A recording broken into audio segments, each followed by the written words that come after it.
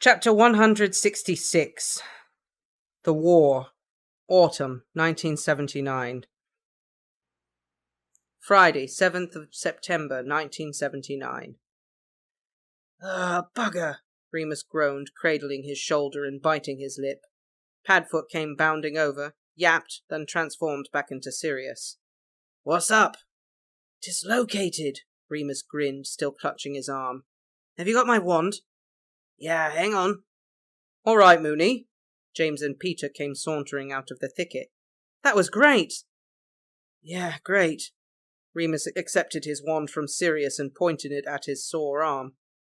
He thought about Livia and Castor, as he did every full moon since meeting the pack. He hoped they were both safe, and he sort of wished he had them nearby, just for the healing benefits. Arm fixed, or as close as he could get to it, he struggled to his feet and pulled on his clothes, stashed under a nearby bush. Okay? Sirius asked, watching him warily.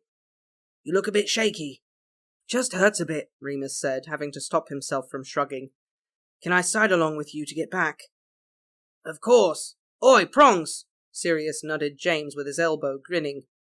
Bloody good stag do, eh? Eh? Stag do? Yes, Padfoot, very funny, James snorted. Just as funny as the last 100 times. I'm wasted on you lot, Sirius sighed. Less than 24 hours to go, Peter said. How are you feeling? Tired, James said with a yawn. Shall we? They apparated back to the Potters, which was already a hive of activity. They'd hired 4 extra house elves in preparation for the wedding the next day, and the tiny little creatures darted back and forth across the kitchen, whipping up a feast. Lily and Mrs. Potter were sitting at the kitchen table, Mrs. Potter in her dressing gown and slippers, which she was never out of these days. Lily jumped up to kiss James. Morning, darling. I stayed long enough just to see you, but I'll be off now. How are you, Remus? Remus nodded, blank and exhausted. Lily cocked her head and tutted. Go to bed, the lot of you. You all need your beauty sleep. James, I've left you a list of things you need to get sorted this afternoon. Give me a ring when it's all finished, or I'll never sleep. Sirius, did he give you the rings? Oh no, silly me, I've got them. Here you go. Remus, will you make sure he doesn't lose them? Pete, your mum popped round and I said you'd gone out with the lads and were sleeping off a hangover, so better if you don't go home. I'm sending Mary over this evening with the buttonholes for you all, and the ties if Madam Malkin hurries up and gets them finished. Oh, do you all have shoes? Merlin Evans, Sirius yawned. Anyone would think you're getting married tomorrow. She stuck her tongue out at him, kissed James, hugged Remus, and hurried out the door. Go to bed, boys, she shouted as she left. See you at the top of the aisle, Potter. Remus looked down at the list Lily had left James. It was at least 15 inches of parchment, and Lily had small handwriting. James ignored it. All right, Mum, he said, going over to Mrs. Potter. She had 2 dark smudges under her eyes, and her hair was pale and stringy. Remus was finding it hard to meet her eye these days. She reminded him so much of his last visit with Hope. Fine, fine, she beamed up at him. There's so much to do. Leave it for now, he said, an arm round her. Let's all go to bed. That Lily, Mrs. Potter said as they made slow progress up the stairs. She's a force to be reckoned with. Too right, the boys all agreed. Remus collapsed into bed without even taking his clothes off and could have fallen asleep right there. Moony, Sirius yawned again, pulling his boots off. Don't conk out until you've had your potion. McKinnon's orders. Ugh. Remus groaned, rolling over and reaching for the bottle on the bedside table. Sirius clambered in beside him as he finished it.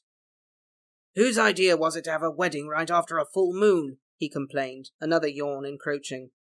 I told you all to just leave me to it, Remus replied, closing his eyes and flinging an arm over his face. And miss the chance to make stag-do puns for the rest of the week? No chance. Remus chuckled and quickly fell asleep.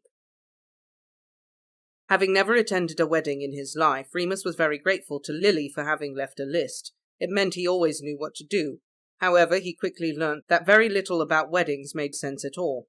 For example, once they'd all woken up round midday, their first task was to decorate the Quidditch hoops in the back garden.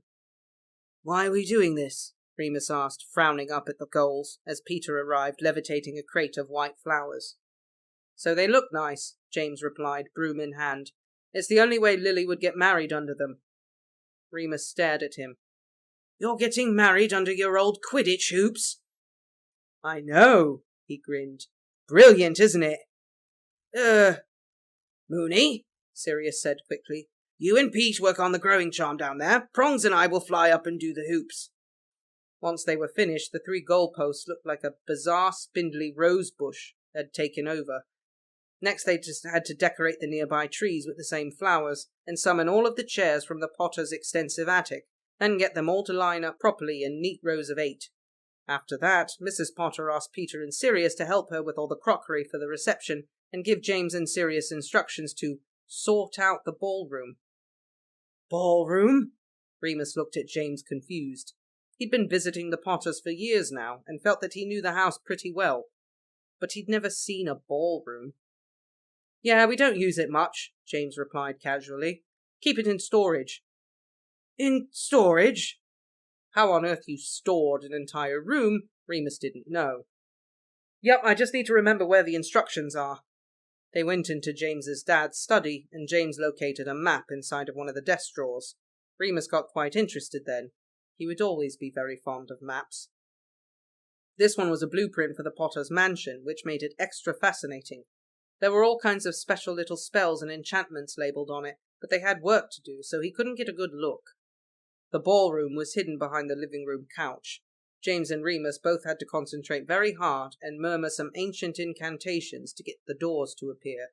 Then, of course, the couch had to be moved and the door unlocked, which was annoyingly fiddly. When James finally pushed the oak-panelled double doors open, Remus's jaw dropped. It was one of the most beautiful rooms he'd ever seen. Art Deco marble pillars as far as the eye could see, and a glorious stained glass ceiling which cast jewelled-coloured patches of sunlight onto the dark hardwood floor. Bloody hell, he swallowed, feeling very small. He remembered watching Sirius and Lily rehearsing dance steps in their tiny living room, and the first time in a long time, Remus felt very poor and grubby next to his wealthy pure-blood friends. I know, James laughed. Stupid, isn't it? But you know, at least we'll fit everyone in. I think we've got 33 Weasleys coming already. Feeling a bit better, Remus set about helping James check the room, and then they conjured some mops to begin sweeping the floor. James closed the doors while they did this, so that they would not be disturbed. I know we're not really doing anything, he said guiltily, leaning against a marble column. But I just want 5 minutes without someone giving me an order. I wouldn't mind, but Moody's only giving us 2 days off for the wedding. We're expected to report for duty on Sunday. Christ, Remus shook his head, tutting. They stood quietly for a bit, watching the mops glide back and forth like funny, skinny ballroom dancers. Remus was grateful for a breather too. The weekend had begun with a full moon, and was only going to get more hectic as it went on. How's Sirius? James asked out of the blue. Fine. Why? Remus frowned. Just checking. You see him almost as much as I do, Remus teased him. It was true. James was much keener on the flying motorbike than Remus was, and they went for rides together almost every evening. I know, James nodded. He hasn't said anything about Regulus since he died. No, Remus sighed. No, he wasn't. It wasn't as if Remus had been pushing Sirius to talk about it either, but he didn't think James would understand their policy of never discussing family stuff. I don't like him bottling it up, James said.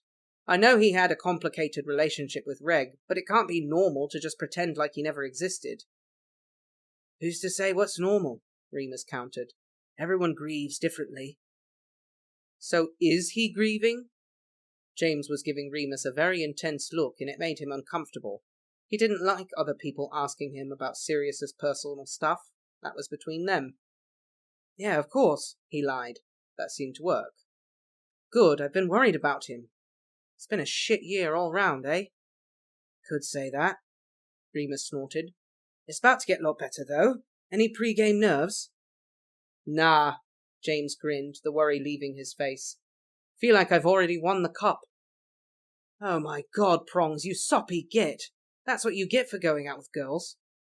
James roared with laughter, and by the time he'd regained his composure, the mops had finished their task, and the floor was gleaming as if brand new.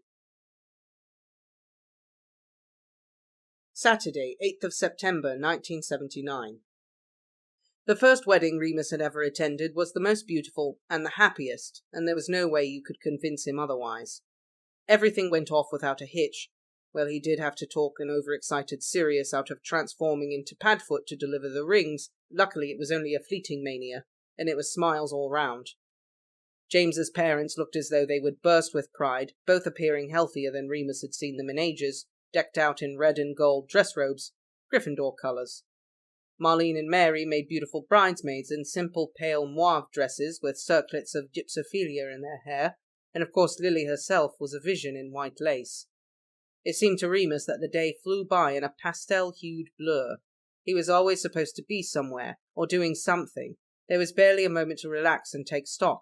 He was very glad he'd never be getting married, because just being a groomsman was exhausting enough.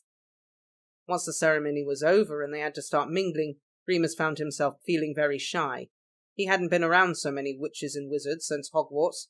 The magic in the air was palpable, muggy. It bothered him less now. His time with Greyback's pack had taught him to cope with it, and as long as he didn't need to do magic, he was fine. There were plenty of people he knew, of course. He spotted the Weasleys without too much bother. Arthur and Molly were running round all over the place after their 5 rambunctious red-headed sons. The eldest two had decided they wanted to play Quidditch with the decorated hoops now that the boring bit of the day was out of the way. Then, of course, Moody and Hagrid and Dumbledore, and lots of other people from the Order. It was nice to see them all at a happy event for once. It made everyone look younger.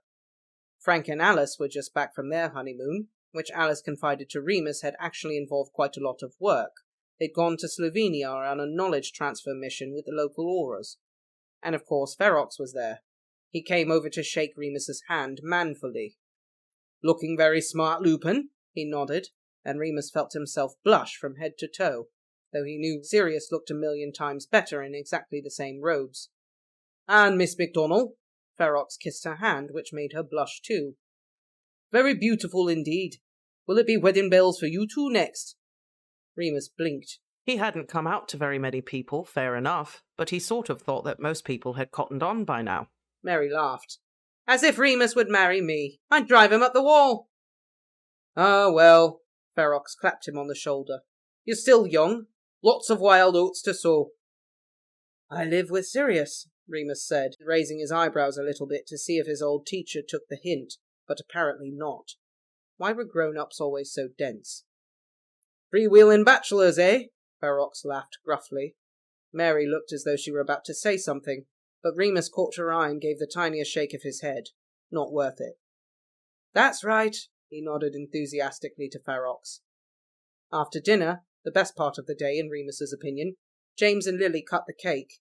A huge, towering affair with 13 tiers covered in buttercream icing and pink piped roses, and then the dancing began.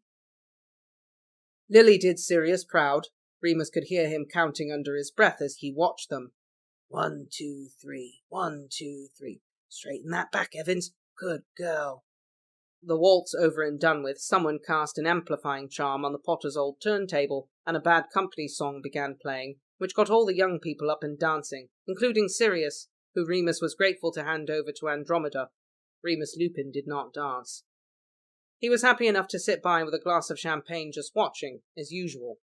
He looked for Peter, who liked to dance but often lost steam after a few songs, but he couldn't see him anywhere. He'd probably found some friends from work and gone to chat with them. Yaz and Marlene were on the dance floor. They were both pretty dreadful. Marlene wasn't used to heels, but it was very sweet all the same. Yaz had cut her hair since leaving Hogwarts in June, and the cropped pixie look really suited her. Mary came to Remus's rescue in the end, as always. She hobbled over with a pained expression on her face and plonked down beside him. "Blimey, these French knickers she's got us in go right up your bum." "Charming as ever, MacDonald," Remus smirked. Lily and James whirled past them, smiling at each other like maniacs. "Look at them," Mary sighed. "Why can't I find a bloke who loves me that much, eh? Not like I haven't been looking." "You'll find him," Remus replied, just as happy. "I'll know it when I see it. That's what my mum says." "If you're lucky," Remus snorted. He was a bit drunker than he initially thought, and his tongue was loose. But it was only Mary. "They say love is blind for a reason." I've never had trouble recognising it, to be honest, Mary confided. It's letting it in that's the hard part. Remus nodded in agreement, though he wasn't sure he followed. She continued, sipping her champagne. Like you did, with Sirius. Oh yeah, my freewheeling bachelor friend. Remus poked his tongue out, making Mary crease up, giggling. Remus grinned, happy to make her happy. He squeezed her knee. You're going to fall in love one day. How could you not? Anyone would be lucky to have you. Maybe once the war is over, she said, lowering her voice, still watching the dancing. I'm not sure I could survive falling in love right now, not with everything else on top. Remus looked away. Hiya! Marlene appeared, drink in hand. Remus, your boyfriend stole me partner. She nodded across the dance floor at Sirius and Yaz, who were swinging each other round wildly, apparently unable to decide who should lead. Remus laughed and Mary frowned, shifting uncomfortably in her seat. Marlene gave her a sympathetic look. French knickers? Marlene nodded warily. Marlene leaned in and whispered, I took mine off in the loos after the ceremony. Oh my God, McKinnon, you genius. Mary sat up abruptly and strode across the room toward the doors. Marlene laughed, taking her seat. One of the Weasley kids came skidding past, sliding on his knees across the highly polished ballroom floor. Molly came chasing after him, panting, William Arthur Weasley, you will ruin those trousers. Marlene giggled, covering her mouth with her hand politely. She leaned in and whispered to Remus. I heard her tell Hattie Bones she's pregnant again, and she only just had the twins last year. Crikey, Remus said, developing a whole new respect for quiet and reserved Arthur Weasley. I reckon those two are having kids as soon as possible. Marlene nodded at James and Lily. Be surprised if we don't get an announcement before Christmas. Really? Remus wrinkled his nose. Weddings were one thing. They only lasted a day. But babies? They had to do babies now? Don't be such a grumpy sod. Marlene gave him a sharp elbow. Change is part of life. Come on, treat me to a dance. Be nice to have a partner that's taller than me. She stood up and tugged on his wrist. Remus sighed. Okay, but only because they haven't served cake yet. Chapter 167. The War. Winter, 1979. Friday, 23rd of November, 1979.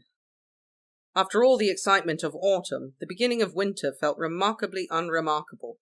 Remus tried to be grateful for it. For once in his life, things were quiet. He didn't get kidnapped by werewolves. There were no parents' funerals or brothers dying. He tried to make himself useful to the Order. Sometimes they wanted things researched, help identifying curses that the Death Eaters were using, or coming up with new spells that could be used against them. He occasionally worked with Alice on this and got to know her fairly well. She was incredibly intelligent, one of the most skilled duelists Remus had ever met. He got very good at defensive charms and spent a lot of time visiting various safe houses, setting up barriers and early warning systems. Remus worked hard. He threw himself into it. He had a very strong desire to be involved, to strive for something good. Maybe he was growing up. Maybe he was just sick of having no control over his life. Marlene came over a few evenings a week after work. She and Remus would sit up at the kitchen table, and he would tell her as much as he could about being a werewolf, his sense of smell, his increased metabolism, and how he cared for himself during and after a full moon. He tried to be as honest as he could without getting anyone else in trouble, and she diligently took notes, asked questions, and suggested improvements. It was difficult for Remus, but also necessary. Marlene's earnest nature and fierce determination to improve living standards for werewolves made him feel a bit better, like he might be doing some good after all. We need to get the Ministry away from this idea that cells and bars are the only remedy, she would say. From what you've told me, woodland is far better for the health of the subject, and we're hardly short of woodland, are we? A few protective barrier spells would do it. All we need is some creative thinking, some compassion. Remus smiled at her. Marlene made him feel like there really would be change one day, and it was nice to spend time with a friend. Sirius was so often out in the evenings on missions or at meetings. How are you finding it, living with Sirius? Marlene asked one evening as she was packing up. She looked round at the dark, empty flat. Quieter than my house. Marlene was still living with her mother and stepdad and Danny ever since he'd been bitten. More recently, Yaz had moved in too. Remus didn't know all the details, but it sounded as though Yaz's parents hadn't been thrilled when they found out about Marlene. "It's fine," Remus nodded, helping her collect together her notes. "Different from school, obviously. But it's nice having your own space." "It can be." Do you two fight much? You know, with all the stress in the missions?" Marlene was chewing her lip now, fiddling a loose strand of hair. "No," Remus said reflexively, shutting down as he always did when it came to his private life with Sirius. "Okay," Marlene sighed, lowering her eyes. "Maybe it's just us then. Maybe because my family's round all the time." Remus felt a rush of sympathy for her. He touched her arm. "I bet it's normal with all the stuff everyone's going through lately. Emotions running high and all that." "Maybe." Marlene still looked forlorn. "Look," Remus said, lowering his voice even though they were alone. "The only reason Sirius and I don't argue is that we're barely in the same room lately. And when we are in the same room, we do everything we can to avoid talking about the war, even though it's all either of us can think about." He felt a rush of adrenaline having said this. He rarely spoke so openly about his feelings with anyone but Sirius. Marlene blinked at him tearfully. "Really? You don't talk about it?" "Not since Regulus died." "Oh, of course." She nodded softly, then wiped her eyes with her wrists. "Sometimes I feel like it's all me and Yaz talk about. It's exhausting. God, I can't take all this death and misery. Do you know what Mary said to me the other day? She's thinking of bowing out, giving up." "On the war?" Remus stared, alarmed. "No." Mary shook her head. "Everything. The wizarding world. She said she'd rather take her chances as a muggle with no education. Of course I know she didn't mean it, but I understand where she's coming from. We've been fighting and fighting, doing everything we can, and it's just not enough, is it? They're winning." "You can't think like that," Remus said. He really didn't want to hear this. It was awful to listen to someone he admired being so pessimistic. She was saying exactly the things that kept him up at night. I know we've got to keep trying no matter what," Marlene said, still crying quietly. "But it's taken everything I have, Remus. All I do. All any of us do is work and fight. What if the war ends and there's nothing left for me? What if I can't remember how to be happy?" "That's bollocks!"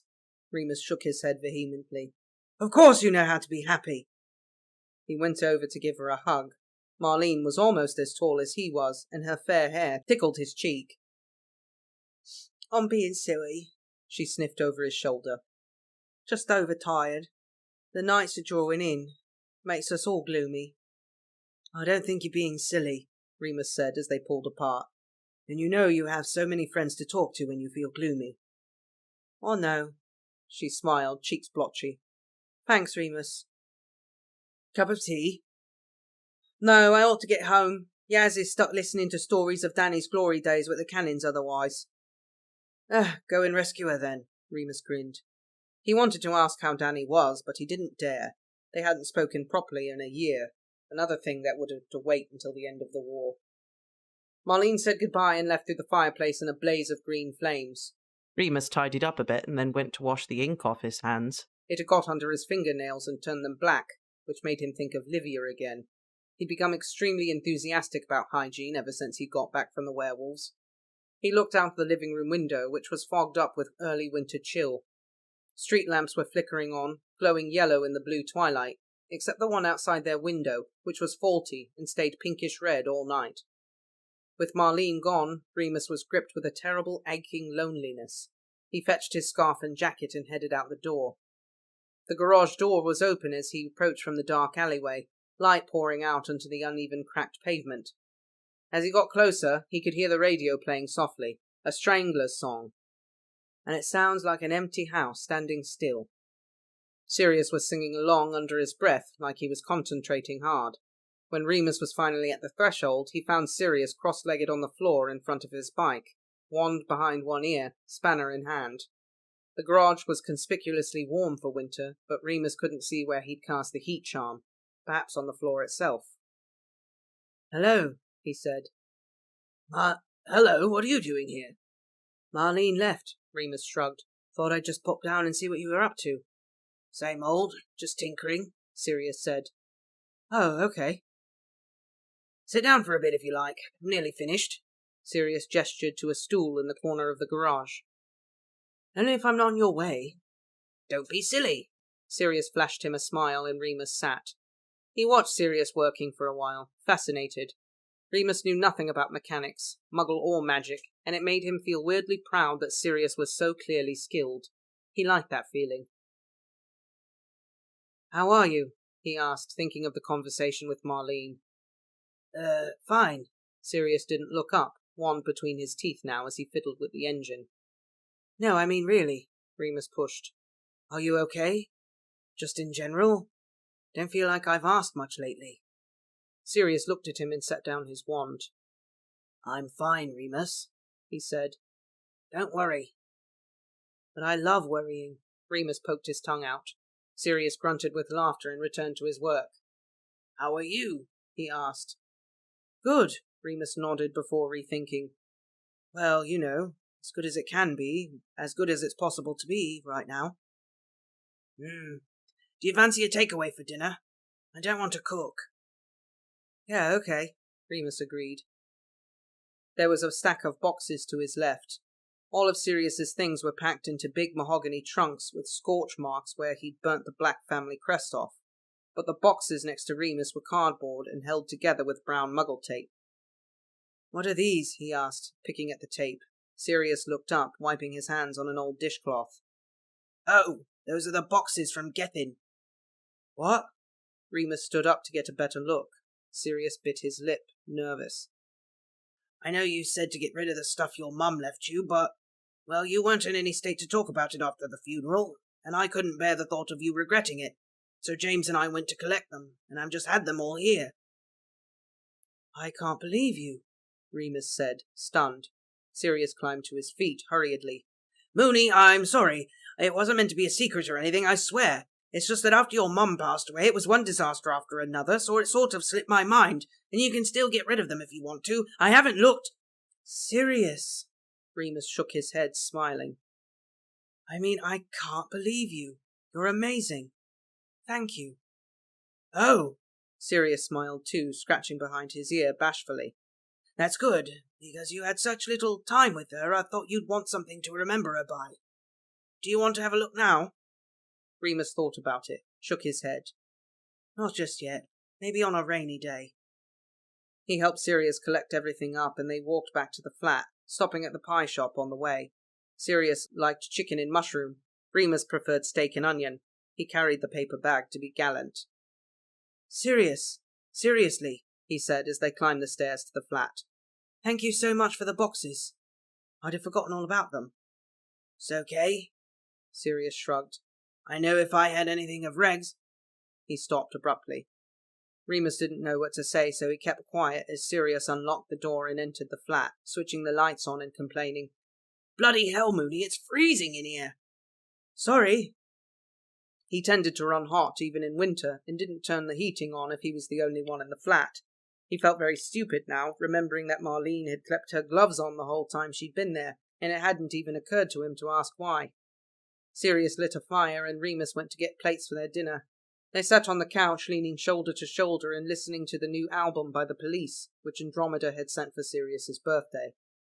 When they finished eating, Sirius rested his head on Remus's shoulder and closed his eyes, settling in. Remus set the plates to the kitchen and raised his arm for Sirius to fit under.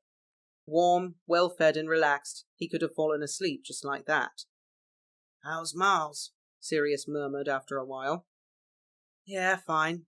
A bit down." "Down?"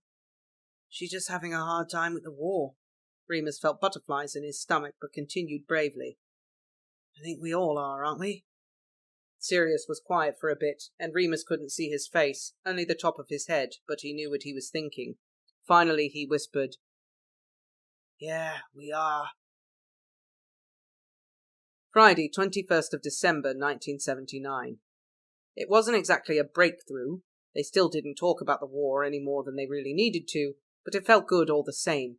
And while it felt cathartic to admit that they were both struggling, there was nothing that could be done to improve things. People were still dying. The Death Eaters were still gaining power. Sirius and James were still superheroes. As Christmas approached, no one felt very merry. They would not be spending the day at the Potters this year. In early December, both of James's parents were admitted to St. Mungo's. They'd contracted dragonpox, which was so contagious it meant that just visiting them was a mission in and of itself. When Sirius heard the diagnosis, he'd locked himself in the bathroom for 2 hours. Remus did a bit of research and found out why. Elderly people rarely survive the disease, so that became another thing they didn't talk about. James practically lived at the hospital when he wasn't meeting with Moody or on an assignment somewhere. Lily told Remus he had to pick up a lot of Fleamont's work and that he was up until the small hours of every night working in his father's study. "I wish I could help him," she said mournfully. "He's not ready to lose them yet. It's too cruel." Remus agreed. In what sort of a world could people like Voldemort and Greyback live while Mr. and Mrs. Potter died? Remus didn't realize how dark things had become until late December, when he got an unexpected phone call. Sirius was out. He and James had been sent to West Cork to follow up on some reports of a black magic ritual taking place. Remus had been alone all day, trying to distract himself as each minute crawled by with no news. Sirius had left him his compact mirror in case anything happened, and Remus had just spent the last hour staring at it. When the phone rang, he practically jumped out of his skin, then leapt to answer it. "Hello?" Logically, he knew it couldn't be bad news. Wizards never used phones if they could help it, but his voice shook all the same. "Hello!" A voice boomed. It was so cheerful it couldn't possibly be anyone Remus knew. Must be a wrong number. "Hello?" Remus frowned. "I'm sorry, I think you have the—" "Remus!" Grant sang down the phone. He sounded drunk and there was a lot of noise behind him. "Come down to the Sawyer's Arms." "Where's that?" "Bloomsbury! Come on! We're all celebrating." "Celebrating what? With who?" "My mates." Remus felt a sinking feeling. "Okay, give me an hour." "Whee!" Grant hung up abruptly. Remus got up to change his clothes. He didn't want to go. Not where there were muggles. Not where there were people. But Grant was definitely drunk, and the last time Remus had seen him drunk, he needed help. He sounded perky enough on the phone, but Remus wanted to be sure. Besides, he needed a distraction. He couldn't sit about in the flat all evening. He shoved the mirror in his jeans pocket, pulled on a jumper, then his coat and scarf, and headed out into the wintry London streets. He got the tube to Holborn. The streets were too busy with Christmas revellers to apparate safely, and he wanted to take a convincing amount of time to arrive. The Sawyer's Arm was a proper old man's pub. Thick red and yellow carpet, etched glass windows, grimy brass fixtures. It was foggy inside with cigarette smoke, but Remus managed to track Grant down without much bother. He was sitting in a large corner booth, surrounded by a group of young people who looked about their age. Ah, Remus realized. They were students. "Remus!" Grant cheered, raising both arms in greeting as Remus entered the pub. "You came!" "Sorry I'm late," Remus said shyly. The people sitting at Grant's table all looked friendly enough, but they were still strangers. "Lads," Grant slurred loudly, addressing the group of men and women. "This is Remus, my very oldest friend. He went to a posh private school and everything. Dead clever." Remus waved awkwardly at everyone, then turned to Grant. "I see you've been celebrating." "Too bloody right. Here, I got you a pint." He pushed a glass across the table and slid it a bit fast. The table slipped with spilled beer. Remus darted forward to grab the drink before it flew off the edge. "Thanks." He raised it slightly, then drank. Been a while since he'd been in a pub. The lager went down very smoothly. "We're celebrating!" Grant beamed at him. "End of exams, isn't it?" "Oh, congratulations." Remus smiled, pulling up a stool and perched on the end of the table. "What do you all study?" They went round introducing themselves. Remus was never going to remember everyone's name. Susie was doing accountancy. She was a small mousy girl with huge round glasses and a pimple on the end of her nose. Rajesh wanted to study engineering at King's, but he needed to get a better maths result first. Tim, a tall blokey man in a rugby shirt, was doing social studies. Martine was Tim's girlfriend, studying for her nursing qualification. They were all pretty tipsy, but Grant was the drunkest of all. Remus introduced himself as best he could. He told them he was studying ancient languages because he was actually very good at runes and rarely got the opportunity to show off about it. He needn't have worried about Grant. These few friends were a world away from the sort he'd been mixing with a few years ago. The drinks kept coming too. Remus tried to be polite and turn down each round, but it was no good. Everyone was in a Christmas mood. 3 beers in, so was Remus. The pub music alternated between Slade, Wizard, Cliff Richards, and Shakin' Stevens. There was tinsel hanging from the sconces on the walls, and even the barmen were wearing party hats. Remus had half forgotten about the season. There was no time for this stuff anymore. At about 8:30 he heard a voice in his pocket and hurried into the gents to check the mirror. It was Sirius. "All's well," he said, looking very ruffled, black smudges streaking his face. "Both ended up covered in ash, though. Don't ask. Going to wash off at Prongs, then have something to eat. Be a while yet." "As long as you're okay," Remus said earnestly. "Yeah, we're fine." Sirius nodded gravely. Then he frowned, peering up at Remus through the bathroom. "Where are you? At home?" "Pub," Remus said guiltily.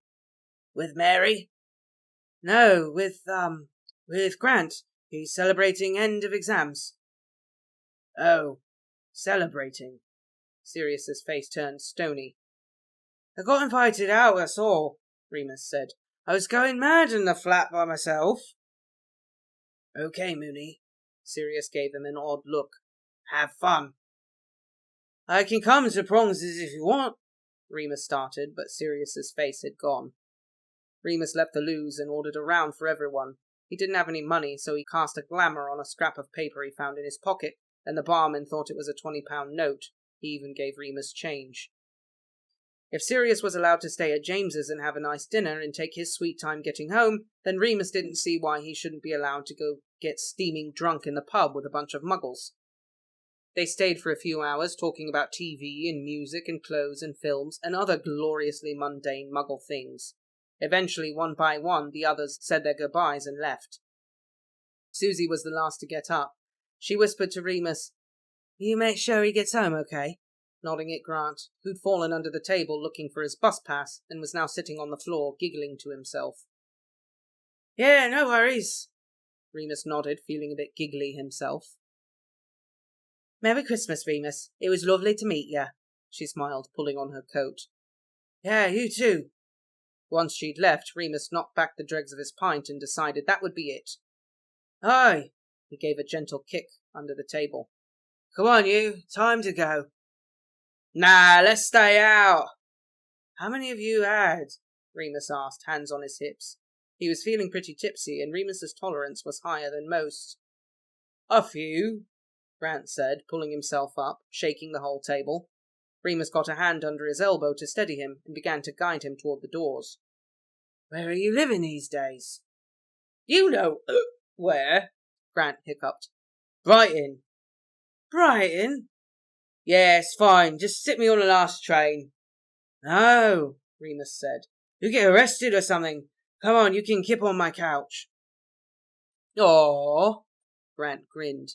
They staggered onto the tube together, and at Leicester Square the escalator was switched off, so they had to climb it, and were breathless by the time they reached the ground level.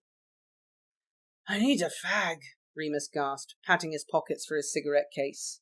His fingers brushed against the compact mirror instead, and he felt a quiet twinge of dread as he wondered whether Sirius was home. Not that anything untoward was going on, he just didn't want to start the fight that was brewing just yet. Giving up on the cigarette, he steered Grant toward Chinatown. The streets were still quite busy, light and laughter spilling out from the Soho bars and sleazy picture houses. "What do you think of Tim?"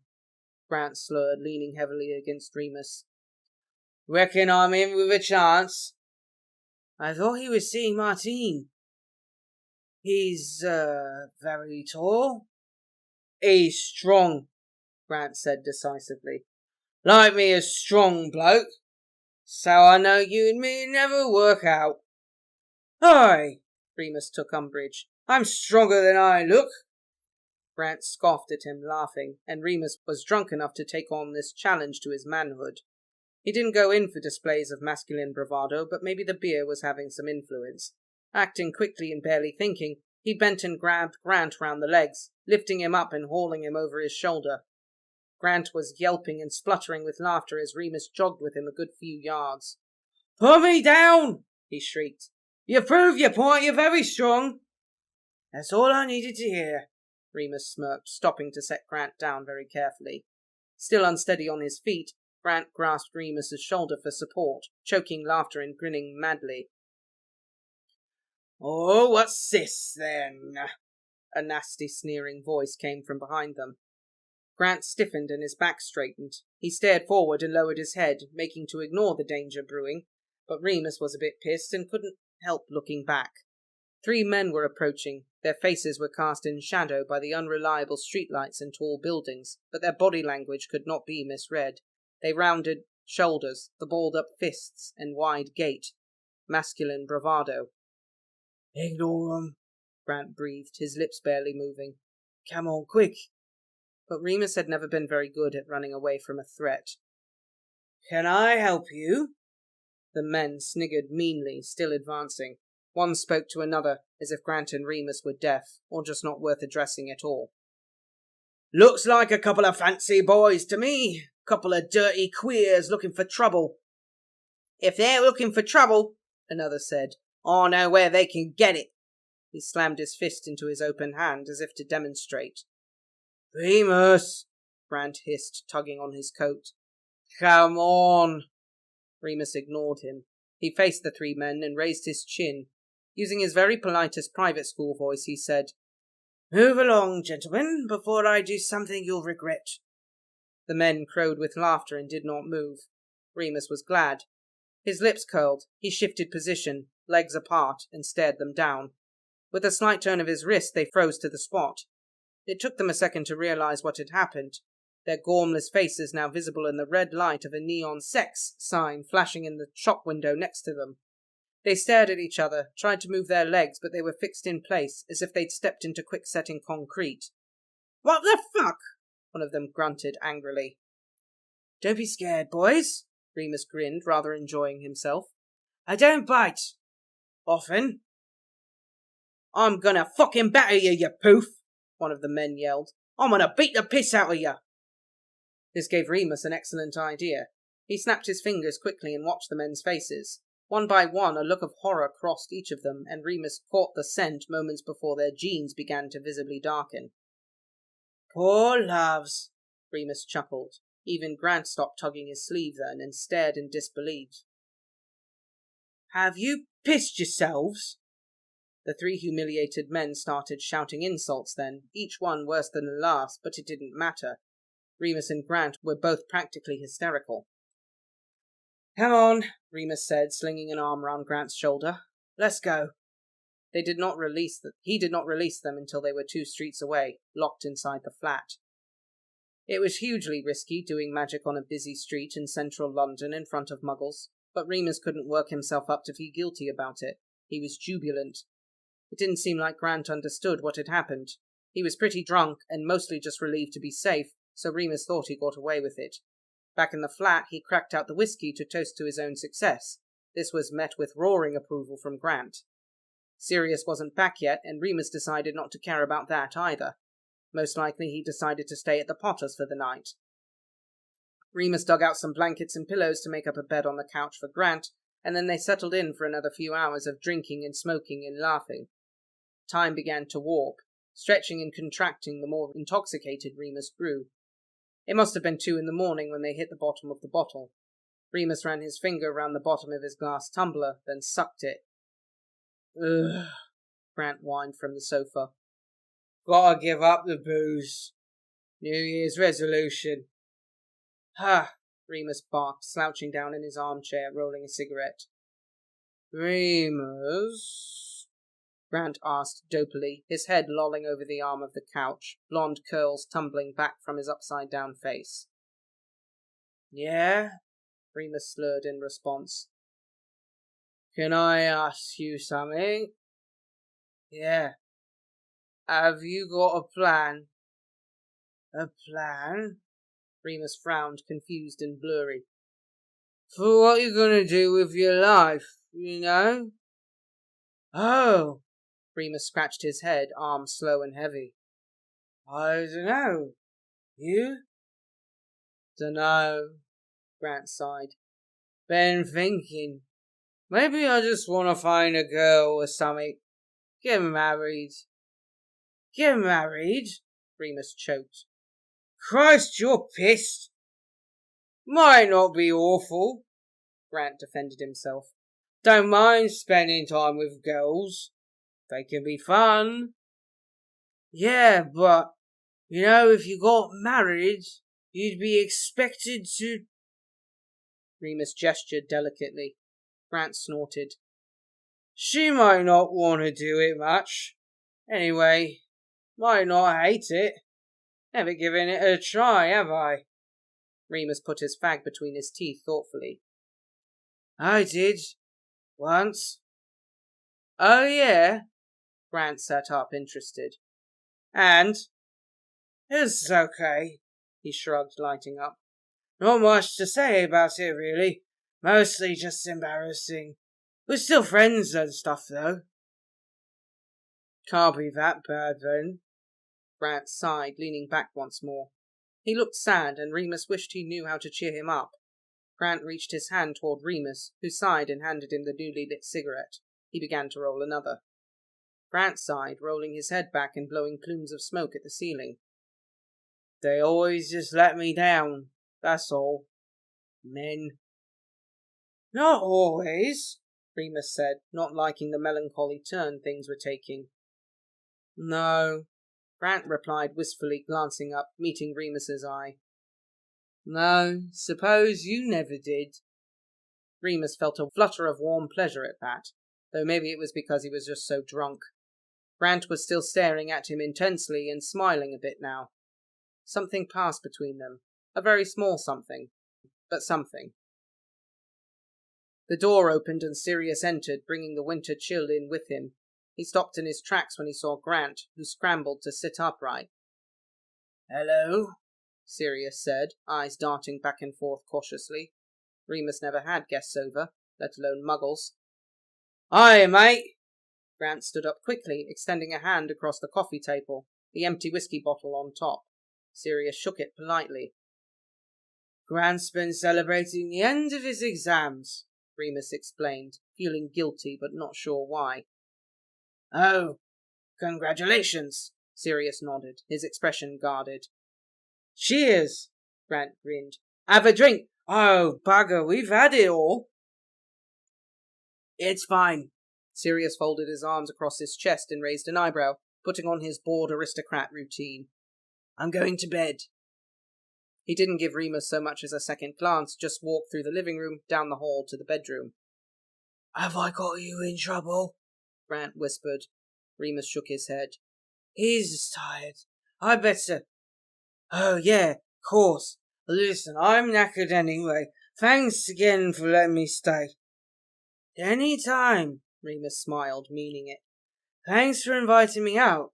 Really, I needed it. He patted Grant's shoulder as he left. Sirius was undressing. He ignored Remus, who closed the door quietly behind himself and sat on the edge of the bed. How did the mission go? He asked gently. Is James... A muggle in the flat, Remus, Sirius snapped. Did you even think about the danger?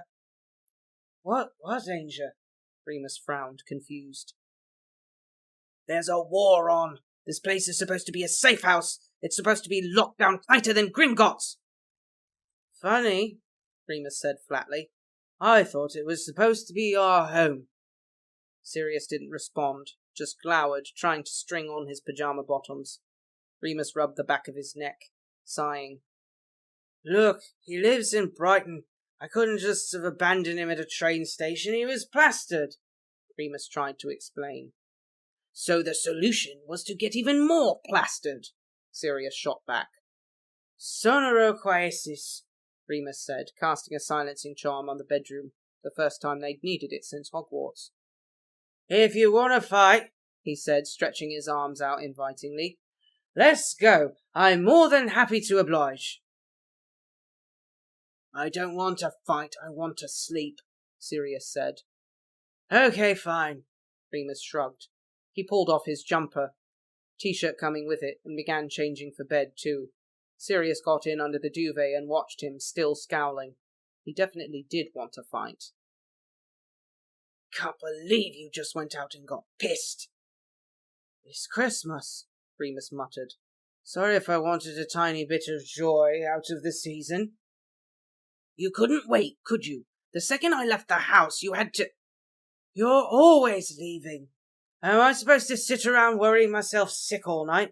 I still exist when you're not here, you know. I need to talk to people sometimes.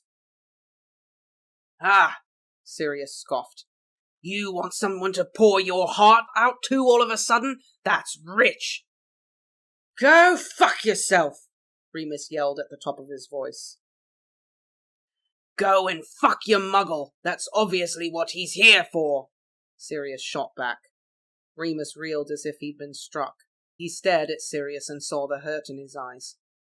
Was this all just boring run-of-the-mill jealousy? Remus forced himself to relax, to lower his shoulders and unclench his jaw. He closed his eyes, breathing in. Grant's on the couch because he's my friend and I didn't want any harm to come to him, he said very steadily. And I'm in here with you because there's nobody else I'd rather be in a room with, even if you are being a massive tosser. Sirius's lips pursed, then relaxed. He looked very much like he wanted to keep arguing, but had nothing left to say. In the end, he just slumped back in the bed, arms folded, and said to the ceiling, You're a massive tosser. Sirius laughed, finished changing, and climbed into bed, crawling towards Sirius. I'm your massive tosser. He reached up for the edge of the duvet and pulled it down, peeling it back from Sirius's body. Sirius allowed it, watching Remus, who started to untangle the knot of string on Sirius's pajama bottoms. He pulled those down next and licked his lips. Let me make it up to you? Sirius bit his lip, nodded, then arched his back, and they didn't speak again for hours. In the morning, Grant had gone. Chapter 168. The War. Spring and Summer, 1980. Sad endings and happy beginnings. Content warning. Death of parents. That January, just over a year after his mother's funeral, Remus attended another memorial service, this time for Fleamont and Euphemia Potter. They passed away within hours of each other in the final bleak days of December. Their loss was felt immensely, and not only by the members of the Order. The Potter mansion was full for weeks with visitors, mourners, and old friends, and every one of them had a story of some kindness James's parents had performed. Euphemia always said I could ask her anything when I saw her at St. Mungo's, Marlene sobbed. She was such a brilliant healer. I wish I'd known her longer.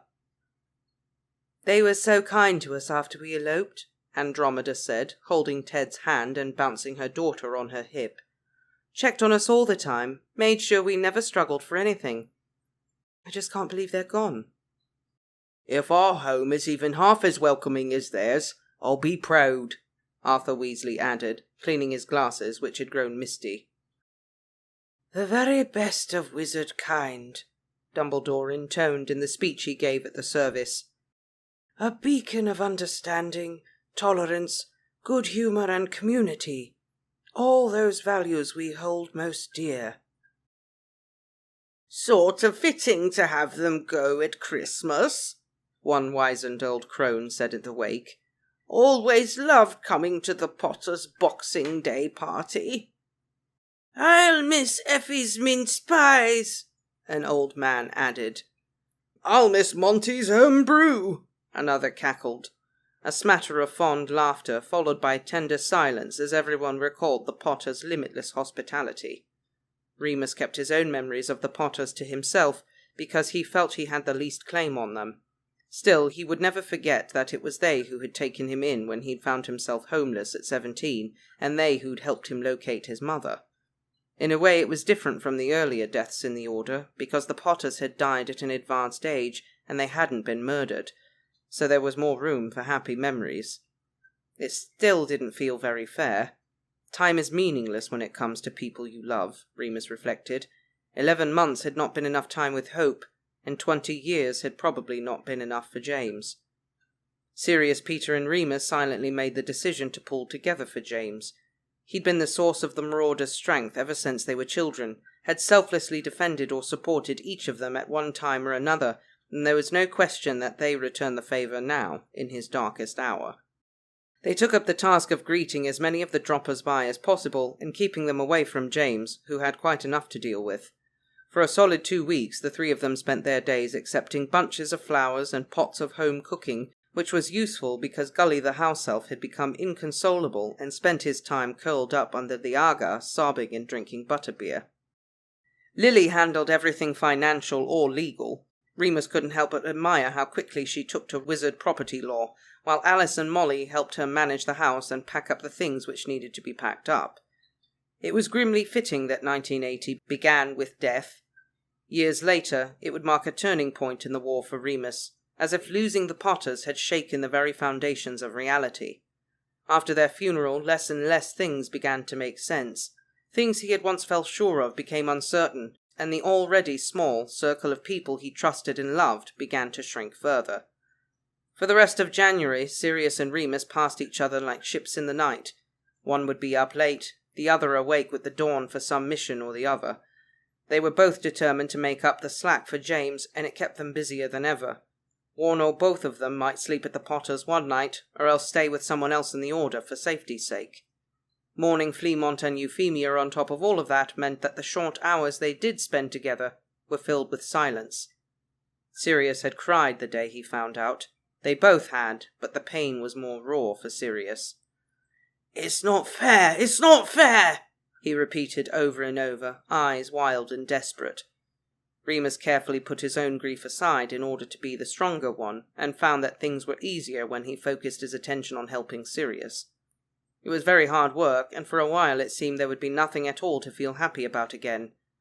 Their only piece of good news came completely out of the blue, as good news generally does, one Sunday in early February. Sirius was out with James, not on a mission for once. As boys, James and Sirius had crawled into each other's beds whenever one of them was unhappy. As men, they spent long afternoons rocketing round the countryside on Sirius's motorbike. Remus was not jealous. If anything, it was a relief that he didn't have to go. He was spending the afternoon studying counter curses, which at least made him feel like he was doing something useful. He'd just decided to have a quick break and make himself a pot of tea when an owl pecked on the kitchen window. It bore a note from Lily. "Can you pop over before 5? I'll cook dinner." And of course he got ready to leave at once. It was a good thing, too. His own supper plans were beans on toast, which he'd already had 3 times this week. It was very cold still, the frost hung round for weeks that February, and spring took a lifetime to arrive. Remus was grateful to be able to simply step through the fireplace in their flat and instantly appear in the Potters' living room without having to go outside. He hoped Sirius was wrapped up properly. Wind chill was no joke at the speeds he drove. "I'm here," Remus called, brushing soot and flue powder off his shabby robes. Hieronymus the cat mewed angrily at him. He'd disturbed the warm spot on the rug. "Kitchen!" Lily called back. Remus wandered through. The house felt empty, and had for weeks now, but the kitchen was as warm and comforting as it ever had been. Lily was sitting at the broad oak table, poring over a recipe book, her wand holding her hair up in a messy bun. There was a self-stirring pot on the stovetop and something delicious smelling in the oven. "Hello, gorgeous," she grinned, looking up at him. "Hiya," he waved. "Can I help with anything?"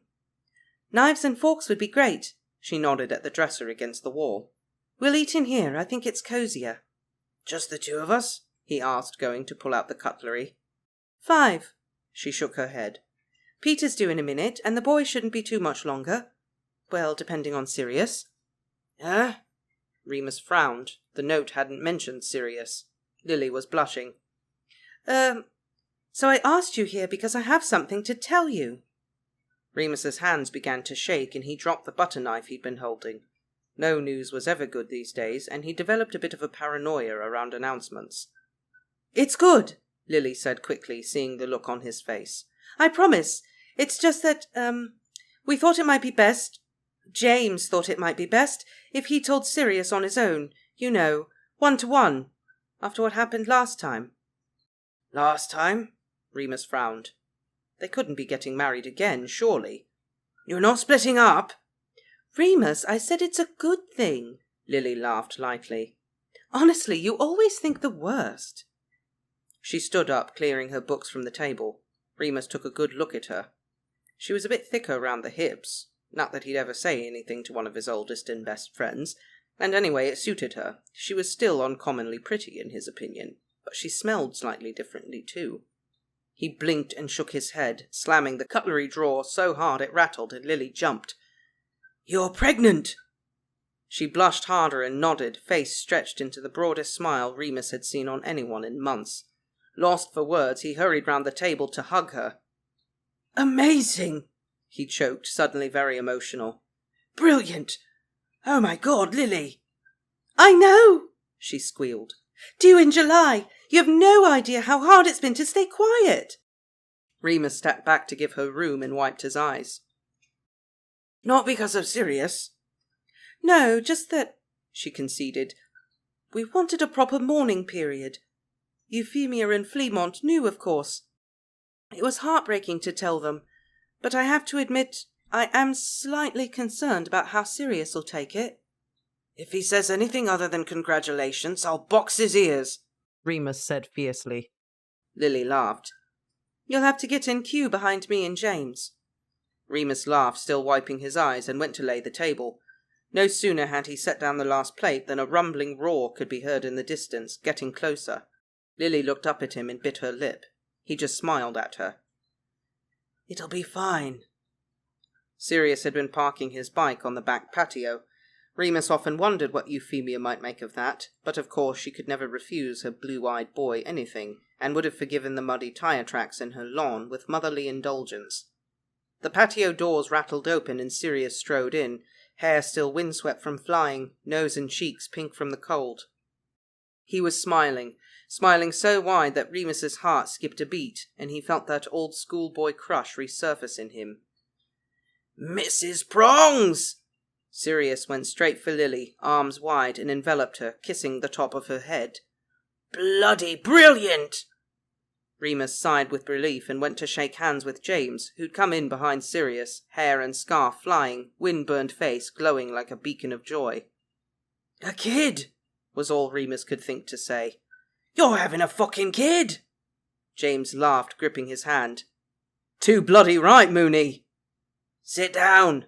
Sirius pulled a chair out for Lily, ushering her into it. Merlin, Moony, what sort of gentleman are you, letting Lily do all the work in her condition? Oi! Remus scowled. I laid the table. Honestly, I'm fine, Lily giggled. But if you boys want to serve dinner, be my guest. Lamb's in the oven, James. It should be done by now. So the three of them bustled round the kitchen, making quite a bit more noise and mess than was probably necessary. Sirius began whistling kooks, which James cracked out a bottle of champagne to toast, with butterbeer for Lily, and Remus just grinned until his cheeks hurt, watching his friends be happy together. Then Peter arrived and it began all over again, their happiness multiplying as they sat down to a perfect family dinner. It was just what everyone needed. How did this happen? Peter exclaimed, mopping up gravy with his last Yorkshire pudding. Well, Wormtail, Sirius smirked, when a witch and wizard love each other very much... Shut up! Peter laughed, kicking him under the table. You know what I meant. It just happened, James shrugged. We might have got a little bit careless round Halloween. James! Lily slapped his arm lightly with the back of her hand. No need for detail. I'm sure Moony doesn't want to hear all that. Why me? Remus furrowed his brow. Oh, well, you know, I just think you prefer to be discreet about, Lily fumbled for words. Remus folded his arms, staring at them all with mock indignation. You all think I'm a prude. They all burst out laughing, and Sirius patted him on the shoulder affectionately. Don't worry, Moony. They just don't know you like I know you. What's that supposed to mean? Peter started, but Remus, seeing where the conversation was heading, quickly intervened. Have you got any ideas for a name yet? No, not really, Lily said, still chuckling. A family name would be nice, but... Whatever you do, Sirius said, call the poor kid something normal. No constellations, for Godric's sake. I'll drink to that. Remus raised his glass and drained it. It was his third, but he didn't think anyone had noticed, and besides, they were celebrating. When will you know what it is? Peter asked. We're not calling it Peter, James teased him. Bagsy Godfather, Sirius shouted. You can't Bagsy Godfather, Peter said, outraged. Just did. Sirius poked his tongue out. And so, as per usual, it was James and Lily who managed to bring everyone out of that gloomy winter slog, just in time for spring. The Marauders and their friends faced the rest of their year with fresh eyes and renewed purpose, because fighting a war was one thing, but fighting for the Potter's future child made every challenge seem more worthwhile. What was more, they weren't the only ones celebrating good news. Arthur and Molly welcomed yet another red-haired son that March, and Alice announced that she and Frank were also expecting in the summer. Imagine that, Mary said, clearing away teacups and mugs of coffee left behind from an order meeting. Their kids are all going to grow up together and go to Hogwarts together. Sort of nice, isn't it? Remus nodded in agreement.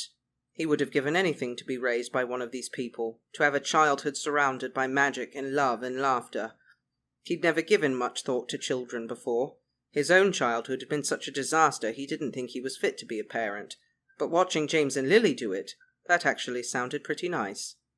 Of course, Remus's enthusiasm for baby Prongs paled in comparison to Sirius's overwhelming excitement. It's going to be so much fun, Moony, he babbled, coming in one May afternoon from another spur-of-the-moment shopping trip. Imagine them all on brooms. The Order of the Phoenix Quidditch team. How old do you need to be to ride a broom? Remus asked, eyeing his packages nervously. None of them looked broom-shaped, but you never knew Sirius. They're mostly books and clothes, Sirius reassured him, laughing lightly. And some toys, just little things. This kid is going to be so spoilt, Remus tutted. Good, Sirius poked his tongue out. Doesn't do anyone any good to be brought up joyless, does it, Moony? He raised an eyebrow and Remus ducked his head, ashamed, and he never chastised Sirius about it again. In June, after the full moon, Remus was invited for another meeting with Moody and Ferox. A year older and wiser, he requested not to meet them at the Auror's office this time. They agreed. They didn't have much choice. Remus had grown very flippant about his role as an unofficial werewolf liaison officer, and it probably showed. At least Moody didn't boss him around much anymore. They met in a small working man's pub just outside of Derby. Remus arrived first and got himself a pint, then sat down with the newspaper he picked up at the train station. He took out the page with the crossword on it and folded it up neatly in his breast pocket. Sirius liked doing crosswords. He chose a seat in the back on the pub because it was quiet, but also because the seat was a high-backed wooden pew, which was good for his back. He was hurting after the last full moon still, and tried to sit straight. Ferox got there a few minutes later. All right there, Archiv? He nodded, sitting down on the three-legged stool opposite Remus. They had all received instructions to start using fake names when out on order business in case anyone listened in. Remus wasn't overly fond of Kevin, but he had to admit it was probably better than his own ridiculous name. When the Marauders first heard about the code names they wanted to use, Paul, John, George and Ringo, but Moody told them it was too obvious. Hello, Norman. Remus nodded at Ferox. Mr. Thompson won't be long. Good. Get you a drink? Nah, on duty. Remus shrugged and took a slug of his own beer. Ferox watched him with a level expression. So, his old teacher asked, how's tricks? Oh, you know, Remus shrugged again. We're all just doing what we can. Hear you've been busy. Got a knack for security, eh? Yeah, I've been helping out with Alice, Steffi, sorry. Ferox laughed gruffly at Remus's blunder. Don't worry about it. It's all bollocks anyway. Still, security's a good talent to have, eh? Something you might fancy doing for the ministry, maybe, when all of this is over. Security alarms? Remus frowned. He hadn't really thought about it before. I don't know, it's not really... I mean, I want to help people, obviously, but I'm not sure if people don't want someone like me in their homes. Cheer up, lad, Ferox said kindly. It's not all doom and gloom. Remus drank again. He was nearly finished and wondered if he would have time for a second pint. Probably not. Not very professional. Though it was technically medicinal. His back really hurt. Moody Mr. Thompson arrived a few moments later. He was looking more haggard than ever. The war seemed to affect him physically. He'd accumulated more scars than anyone Remus knew, except himself maybe. In return, he'd lost more body parts. If Moody wasn't more careful, Remus thought, he'd end up like old Professor Kettleburn. Kevin, Norman, Moody nodded at them both. He was wearing Muggle clothes, or at least his approximation of them. A gaudy Hawaiian shirt paired with ancient-looking mustard-yellow bell-bottoms. Remus had to concentrate to keep a straight face. I'll get straight to business, he said, taking the third stool round the table. He's been seen again. Our mutual acquaintance. That meant Greyback. Remus swallowed, nodding. Where? Outside of Dublin. We reckon he's been keeping a low profile, licking his wounds, but he's still in you-know-whose pay. Remus nodded again. He'd known Greyback wouldn't be vanquished so easily. He'd known they would meet again, eventually. The good news is, Ferox said, leaning in, he hasn't been recruiting. All sources seem to say that most of his pack have left him. Sources? Remus looked at him sharply. Well, Ferox grinned. I took a little trip to the Emerald Isle last week. You what? Remus was shaken by this news. You could have been killed. Calm down, lad, Moody said, laying his palm on the table. Norman here's been on the case since you were a nipper. He knows what he's doing. He's just worried, eh, Kev? Ferox nudged him. Remus didn't respond. How could he tell these two men, who were older, more experienced, wiser, and probably more powerful than him, that they were being idiots? It was completely ridiculous that even 15 years after Liar Lupin's death the Ministry continued to underestimate Greyback, refused to learn anything from their mistakes. You should have told me, he said finally. I could have helped, advised you at least.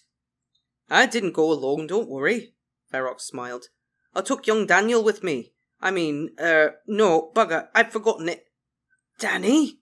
Remus balked, even more alarmed. But... It was nothing personal, Moody said.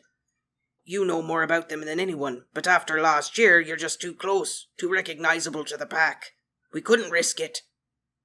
I wish you'd told me, Remus repeated, though he knew it was getting him nowhere. We're telling you now. Remus pursed his lips. Danny McKinnon. Greyback must be laughing at them. They just had no idea. So, what then? He asked, knowing he was visibly irritated now. What do you need from me? Well, we know he's on the move. He left Dublin after the last full moon without a trace. Him and a young female. Livia, Remus said. You know who she is? It's most likely her, Remus nodded. She's his most loyal supporter. She'll never leave him. Could you give us a description? Daniel caught a scent, but we didn't get eyes on her, Ferox said eagerly. Remus nodded. Okay, but you need to tell me next time. Fine. Moody shook his head impatiently. We'll keep you in the loop, where possible and within reason. Now what can you tell us about this Livia bitch? Remus told them as much as he knew. He felt he was retreading old territory, but no one ever listened to him anyway. He explained what Livia looked like. That was easy enough. She was hardly an ordinary-looking witch. We'll get them, lad, don't you worry, Ferox said as he shook Remus's hand before leaving. He'd completely missed the point. They hadn't tracked down Castor's pack, if they were still a pack. Moody thought they'd left the country, and Remus hoped so. He hoped no one ever found them again. By the time they were all ready to go, Remus needed a shot, never mind another pint. His back was twinging with every step, threatening a full-on spasm, and he was in a seriously bad mood. He apparated back to London and pushed his front door open so hard the knob banged against the plasterboard. Fucking hell! Sirius jumped out of his seat on the couch. Remus blinked at him, embarrassed. "Sorry, didn't know you were in." "What happened?" "Bloody Moody, bloody Ferox." Remus winced as he pulled off his jacket. "Does your back still hurt?" Sirius cocked his head sympathetically. "Come here." He shuffled back on the couch, pulling his knees up so that Remus could sit in front of him. Remus did and closed his eyes, sighing gratefully as Sirius began to rub his shoulders firmly, bringing the pain out with his clever fingers. "What happened?" he asked. "They're not... You don't have to go again, do you?" "No," Remus said. "No, just... I don't know. Do you ever feel like everyone thinks you're just some idiotic kid who knows nothing?" "No one thinks that," Sirius soothed. "I know you lot don't, but... they just don't listen to me. I know more about the werewolves than anyone in the Order. I'm Greyback's prodigal son, for God's sake." "Don't say that." Sirius suddenly wrapped his arms round Remus's waist, pulling him close and tight as if he were about to bolt. "If Moody and Ferox keep you away from that monster, then good." Remus leaned into Sirius and didn't say any more. 31st of July, 1980. "Remus, wake up!" Sirius shook him hard. "Piss off," Remus grunted, covering his head with the duvet. "It's the middle of the night." "Who cares? Come on, it's time. Baby Prongs is on his way, or their way." "What?" Remus sat bolt upright in bed. "Fuck!" "That's the spirit," Sirius cheered. "Get dressed." Remus scrambled out of bed and got dressed so fast he tripped over his trouser legs twice, banging his head on the dresser. "Ah!" he grumbled, rubbing his forehead as he joined Sirius in the living room. "Silly sod," Sirius said fondly. "Lucky Marlene'll be there, eh?" "I have a feeling she'll be busy." Sirius walked into the fireplace, grabbing some flue powder. Just as he was about to throw it down, he gave Remus a funny look, cocking his head. "Moony, your shirt's inside out." "Potter Manor!" And with a blaze of green flame he was gone. Remus looked down at his shirt. The buttons were on the inside. Damn. Oh well, he was too sleepy and too jittery to sort it out. He took a handful of flue powder and walked into the fireplace next. He stepped out into the Potters' living room, which currently resembled a train station waiting room. Gully came scuttling through, arms piled high with blankets, and Mary, Peter, Sirius, and Arthur Weasley were standing about talking. "Remus!" Mary gave him a quick hug. "Your shirt's inside out," she said, smoothing a hand over his chest. "Any news?" he asked. "James sent a Patronus for Marlene about 2 hours ago. She was staying at mine to be closer to St. Mungo's, so I came too. They've been upstairs ever since. I asked if there was anything I could do, but you know what Miles is like when she's got a job to do." "James is up there too?" Remus glanced at the ceiling nervously. He'd never say so, but he had an absolute horror of childbirth. He wasn't 100% sure what it involved, other than a lot of screaming and probably blood too. "Do you think they need anything?" Sirius said, wandering toward the stairs. "Miss McKinnon will have it all under control," Arthur said cheerfully. "James won't be doing anything more useful than holding Lily's hand, I promise you. Sit down, lads. I'm afraid we're all in for a very long wait." They all did, quietly. There was a funny atmosphere. No one except Arthur had ever experienced this sort of worry before, and Remus was very glad he was there. Mary got up and drew the curtains back. It was the peak of summer, and the sun was already full in the sky, birds singing, and the Muggle milkman whistling as he made his rounds. "Tea, anyone?" Remus said, feeling the need to do something useful. He eyed Peter, who was leaning on his elbow, head nodding. "Or coffee, maybe?" "Good man, Moony." Sirius nodded. "I'll help."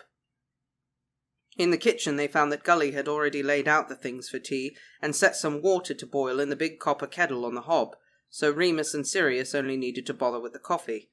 They did this quietly, though Remus caught Sirius's eye once or twice and couldn't help but smile at the boyish excitement he saw there. Just as they were about to bring the trays through to the living room, a door upstairs slammed open and footsteps could be heard on the landing. "Padfoot!" James's voice. "Prongs!" Sirius ran through to the hallway, leaning over the stair banister and staring upward. Remus hurried to join him, and Peter was not far behind. James peered down at them, red-faced, misty eyes and beaming. "It's a boy!" Harry. That was the name they'd decided on, according to Marlene, who came down to gratefully accept a cup of tea and sank slowly into the couch. She had dark rings under her eyes, but smiled at everybody anyway. "Lightning-fast delivery," she murmured, sipping the milky brew slowly. 20 minutes active labour." "Maybe he'll be a chaser like James," Peter said eagerly. "Is Lily okay?" Mary asked. Marlene nodded. "Course she is. Nothing stops Evans." "I'll be off then," Arthur said, standing up and fastening his threadbare cloak. "I've been away from Molly and the boys too long already. I'll let Dumbledore know the good news, of course." They all said goodbye. Once he'd gone, Sirius went to the stairs to look up again. "Sirius, love," Marlene called sharply. "Give 'em a bit of alone time, eh? Family time." "Oh, okay." He nodded, turning back to the room and leaning in the doorframe. He stared into space for a while, and for once Remus couldn't guess what he was thinking. Sirius shook his head slowly and said, "Harry Potter," very low. "It's a nice name, I think," Mary said brightly. She glanced at Marlene and stifled a giggle. "Better than Neville, eh?" Marlene giggled too, guiltily. "Oh, don't. I could barely keep a straight face when Frank told me." Remus got up and went to stand with Sirius. He threaded their fingers together. "You're a godfather," he whispered. Sirius turned his head toward Remus, nodding. "Yeah," he nodded. "Blimey, I really hope I don't balls it up." Chapter 169. The War. Autumn and Winter, 1980. Wednesday, 3rd of September, 1980. Whoosh! Splash! Remus landed on his feet, just about, right in a muddy puddle in the middle of the high street. "Bugger!" he muttered, yanking his cloak up out of the way. His boots were beyond saving, socks already soaked through. He hadn't realized the holes were that bad. It was definitely time for a new pair. He'd need to check his savings. It looked like it might rain later, too. Bloody perfect. Remus was in a very bad mood, and wet feet were the least of it. Still, he was in Hogsmeade for a reason, and he knew he just had to pull his metaphorical socks up and get on with it. He wished he wasn't alone, but even if someone had been available to come with him, James had the baby, Lily and Sirius were in Broadstairs on reconnaissance, Marlene, Peter and Mary were all working. He'd been told to come alone, as usual. He trudged towards the 3 broomsticks, thinking at least there would be a nice warm fire and maybe a nip of whiskey waiting for him. He'd need it. Whenever he was summoned to meet with someone alone, it was usually werewolf business, and that always required a stiff drink.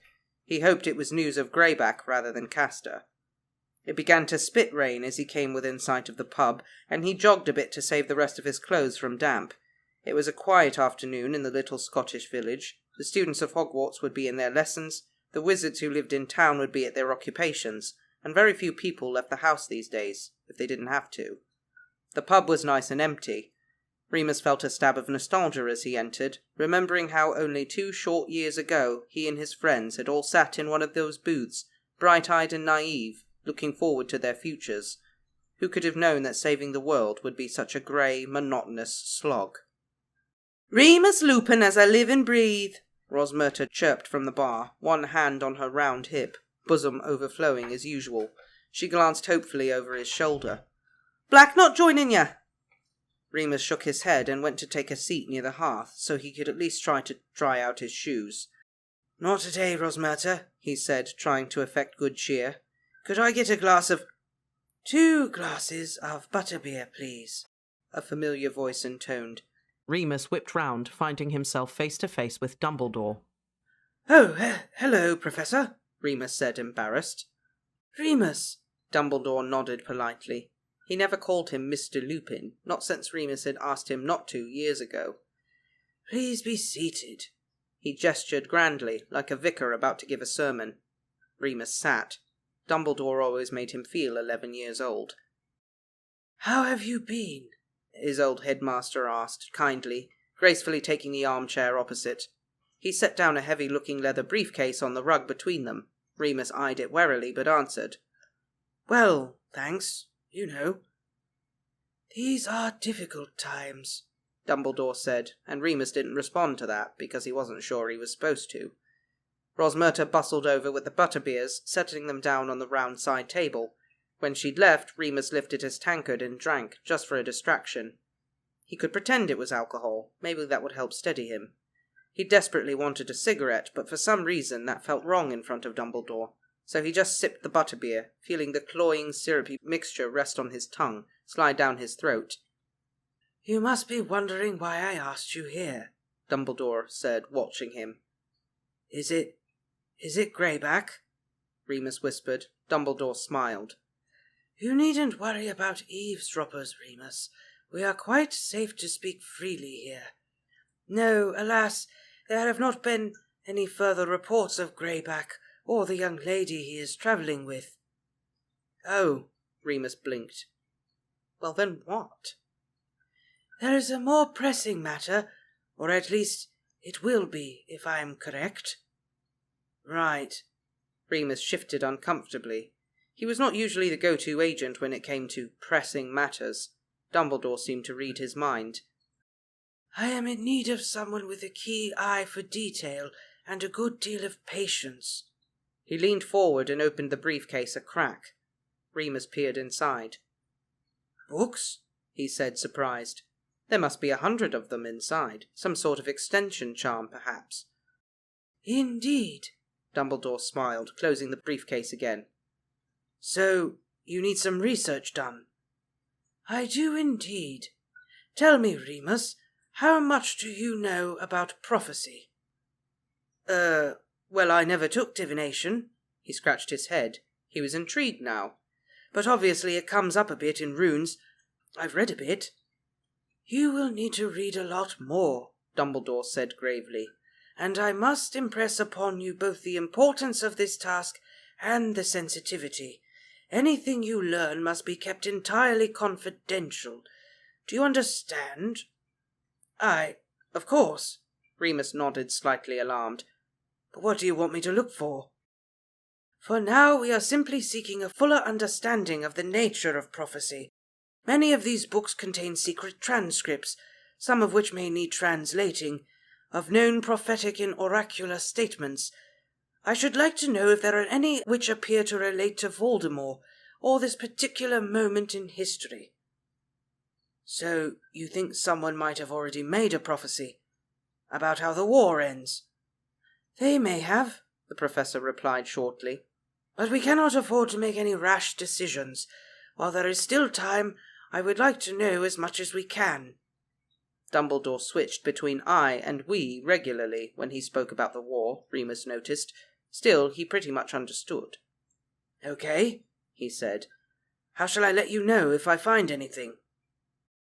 I shall come to you, Dumbledore replied cryptically. Once again, Remus, I cannot overstate the importance of this task. You must tell nobody. Understood? Understood. That meant not telling Sirius or James, or any one of his friends. Sometimes Remus wondered if secrets were simply his lot in life. He thought for a moment. Professor? Yes? Should I keep an eye out for prophecies that have been prevented, or... He rephrased because he knew that was impossible. Circumvented? I mean, I don't know loads about it, but there are always loopholes, aren't there? Dumbledore's eyes glittered, and a small smile played on his lips. Very good, Remus. Friday, 24th of October, 1980. And that was how Remus spent most of his autumn. He studied well into October. It wasn't bad at all. Actually, he enjoyed it. He'd always liked research, and though he missed the peaceful, airy chambers of the Hogwarts library, he was pretty content squirreled away in the little London flat, with endless pots of tea and a quietly smoking ashtray on hand. If Sirius came in, he would cast Obfuscate over his books and notes, and Sirius seemed happy with this arrangement. He understood what needed to be done in the service of the war. Anyway, they were barely at the flat. Remus only used it to work in. They spent much more of their time at the Potter's mansion, where James's old bedroom had been turned into a nursery, but Sirius's old bedroom was the same as ever, only with half of Remus's things in it too. Together the Marauders and Lily had grown into a funny little family, with baby Harry at the centre. It took Remus a month or so to really get over his fear of infants. It still made him a bit anxious to actually hold Harry, but Sirius had been a huge help. Sirius was utterly besotted with his godson. The child was barely ever out of his arms when they were visiting, a relief for Lily and James, who were only just bearing up under the pressure of parenthood, combined with their duties for the Order. Say Padfoot, Harry. Go on. Padfoot. Sirius cooed one evening as he bounced the tiny little green-eyed creature on his lap.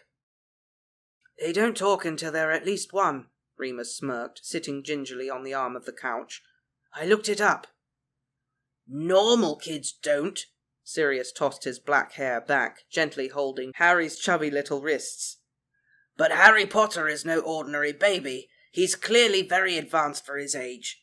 Come on, Harry. Say Padfoot. Don't get your hopes up, Lily laughed. James's mum told me he didn't speak until 18 months. Oi, James yelled from his father's study. I was an extremely thoughtful child, that's all. Oh yeah? What changed? Sirius yelled back, grinning. You're hogging him, Padfoot, Peter whined, reaching his arms out. Come on, I haven't had a cuddle yet. It's not my fault he likes me best, Sirius replied, poking his tongue out at Peter, and then at Harry, puffing out his cheeks and bulging his eyes so that the baby giggled and burbled contentedly.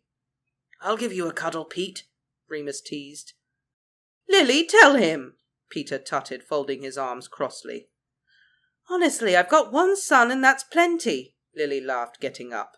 No fighting while Mummy and Daddy are out, okay, boys? She gave them all a very stern look. You've been spending too much time with Molly, Sirius said. Right, I'm ready. James came back through to the living room in his travelling cloak. Lily already had hers on. She gave him a stoic smile. Let's go then.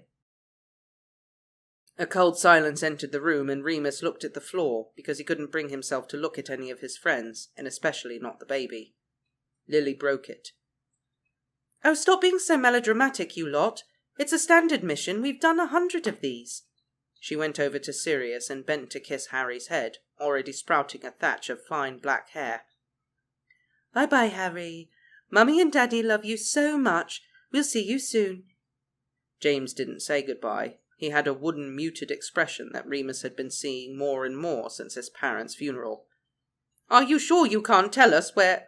Peter started. Sorry, Wormy. James held his hands up. Moody's orders. You know how it is. Peter nodded, shoulders slumping. Remus knew how he felt. It was difficult enough knowing that your friends were walking into danger. It was even harder not knowing exactly what they would be facing, as though they were disappearing out of reach. Come on, Lily hurried her husband, pulling him from the room. Back before morning, we hope, she called from the hallway. And then the door slammed, and Harry burst into tears. Oh, bugger, Sirius said over the screams. Have him now if you like, Pete. It took hours to finally calm Harry down. He bawled as if his heart was broken, and wouldn't settle until it was nearly midnight. Definitely couldn't do this full time, Sirius said, head in his hands as he slumped on the floor of the nursery. Jesus, I swear that kid's possessed, Remus whispered, rubbing his temples. He had a splitting headache. Shit, you should go to bed, Sirius said, looking at him. His usually immaculately silky black hair was in knots, and there was definitely some milky baby sick stuck in there. Without a trace of irony, he frowned at Remus. You must be exhausted. Oh, I'm fine, Remus shrugged. He tried not to wince as he felt every tendon in his back tugged. Yesterday had been a full moon. Actually, I was going to stay. You know, I've got that work to do. Oh, that. Sirius nodded. His mouth was a straight line. He climbed to his feet, glancing at the red and gold cot one last time. Harry was sleeping, thank God. They both padded quietly out of the room, leaving it open just a crack. On the landing, where the lights were still on, Sirius looked even worse. He had rings under his eyes, which were bloodshot. Remus touched his arm gently. You ought to go to bed. Sirius grabbed his arm suddenly, eyes widening. Moony, don't go. I'm only going to the flat. Please. Sirius clutched at him, half mad with tiredness. Just take the night off. Just stay here with me. Pete's here, Remus turned his head slightly. He could hear Peter snoring on the couch downstairs. Not much comfort, he supposed. "But I want you," Sirius said desperately. That struck Remus in an unusual way. To anyone else it might have sounded whinging, childish. After all, Sirius was a grown man, and Remus had important work to do. But somehow it dislodged a feeling Remus hadn't had for Sirius in a long time. A desire to protect him, to hold him close and tell him everything was going to be okay, and to be strong and reliable for the man he loved. Amazed by his revelation, Remus did exactly that, hugging Sirius tightly and kissing his filthy hair. "Okay then," he whispered. "I'll stay." After all, he thought, as Sirius trailed off to have a shower, relief evident in his posture, wouldn't Sirius do the same for him? Friday, 21st of November, 1980. That time Lily and James came back, as always, tired, a little harder, a little less bright, but otherwise perfectly okay. Remus always felt enormous relief when any of his friends returned safely, and each time swore to himself he would not take it for granted. But what does that mean when you were young? There had been deaths. Deaths in the Order, deaths of people he knew, but no one really close, no one he truly loved. The Pruitts he'd been fond of. Benji Fenwick he'd chatted to once or twice, but they weren't close, and their losses didn't affect him severely. Compared to others, Remus had been extremely lucky. Of course, you never feel lucky at the time. Good fortune is too often something that can only be recognized with hindsight. Sirius turned 21 in November. They didn't have a party, but Hagrid baked a rather wonky, though very large and delicious cake, which they all ate at the Order Safety House after the regular meeting. Someone took a few photos, but Remus forgot to try and track them down. "It's a big deal for Muggles, 21, he commented as they climbed into bed that evening. "That's when they come of age." "Why? Muggles can't do magic," Sirius frowned, yawning. "No, I know, it's just an old-fashioned thing," Remus tried to explain. "You get the key to your front door or something like that." "Daft Muggles," Sirius grumbled, his eyes already closing. "I feel old." "Well, you're not." Remus settled down beside him. "I'm the one going grey. 21 is young. Really, really young." Sirius sighed wearily. "Doesn't feel like it." Remus knew exactly what he meant, but he didn't like it. They were all of them caught in a confusing place between adolescence and childhood. Baby Harry had only exacerbated that. There was a sense of time running out, of needing to accomplish as much as possible, as fast as possible.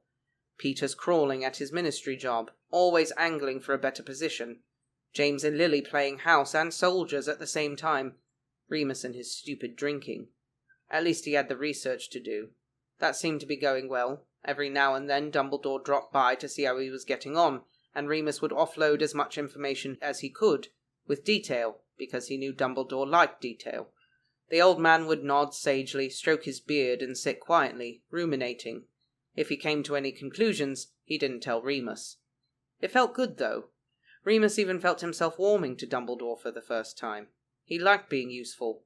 And then, just before the November full moon, Remus got his chance to be really useful. As usual, there was a message from Moody. He was to apparate to some very specific coordinates on Friday the 21st of November and meet Ferox there. "Tell him no," Sirius said, annoyed. "Bloody Moody, he knows that's the night before the full moon. You shouldn't be out running his errands while you're not well." "Jesus, you make me sound like an invalid," Remus rolled his eyes. "I'm sure there's a good reason for it. I'll be fine, don't worry." "Send a Patronus if anything happens," Sirius said solemnly. "I don't care about protocol. Just say you'll let me know." "It will be fine," Remus repeated. He really did feel fine about it all. When the moon was waxing, he often felt stronger than usual, and usually didn't get bouts of nausea until a few hours before sunset. It was good to get out of London, away from traffic and noise and crowds. It was good to get away from the Potters, from nappies and baby talk and crying and cream spinach. At the agreed time, Remus apparated following the instructions he'd been given, and found himself on a windy cliff top somewhere very cold and bleak. The sea crashed and raged miles below, and the long grass whipped round his ankles. Remus breathed in deeply, inhaling the salt, the soil, the sharp cold scent of the clouds. The wolf inside licked its lips, ears pricking to attention. Yes, Greyback had been here. "Hello," Ferox was away off in the distance, a stick-figure man waving at him. Remus raised a palm in greeting, bent forward into the wind, and trudged to meet him. "Hi," he said, breathless as he approached, cold hands deep in his pockets, nose frozen. Where are we?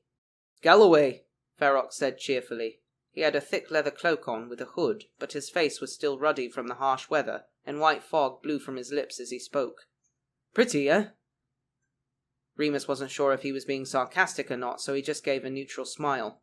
Privately, he thought yes, the landscape was beautiful, if foreboding.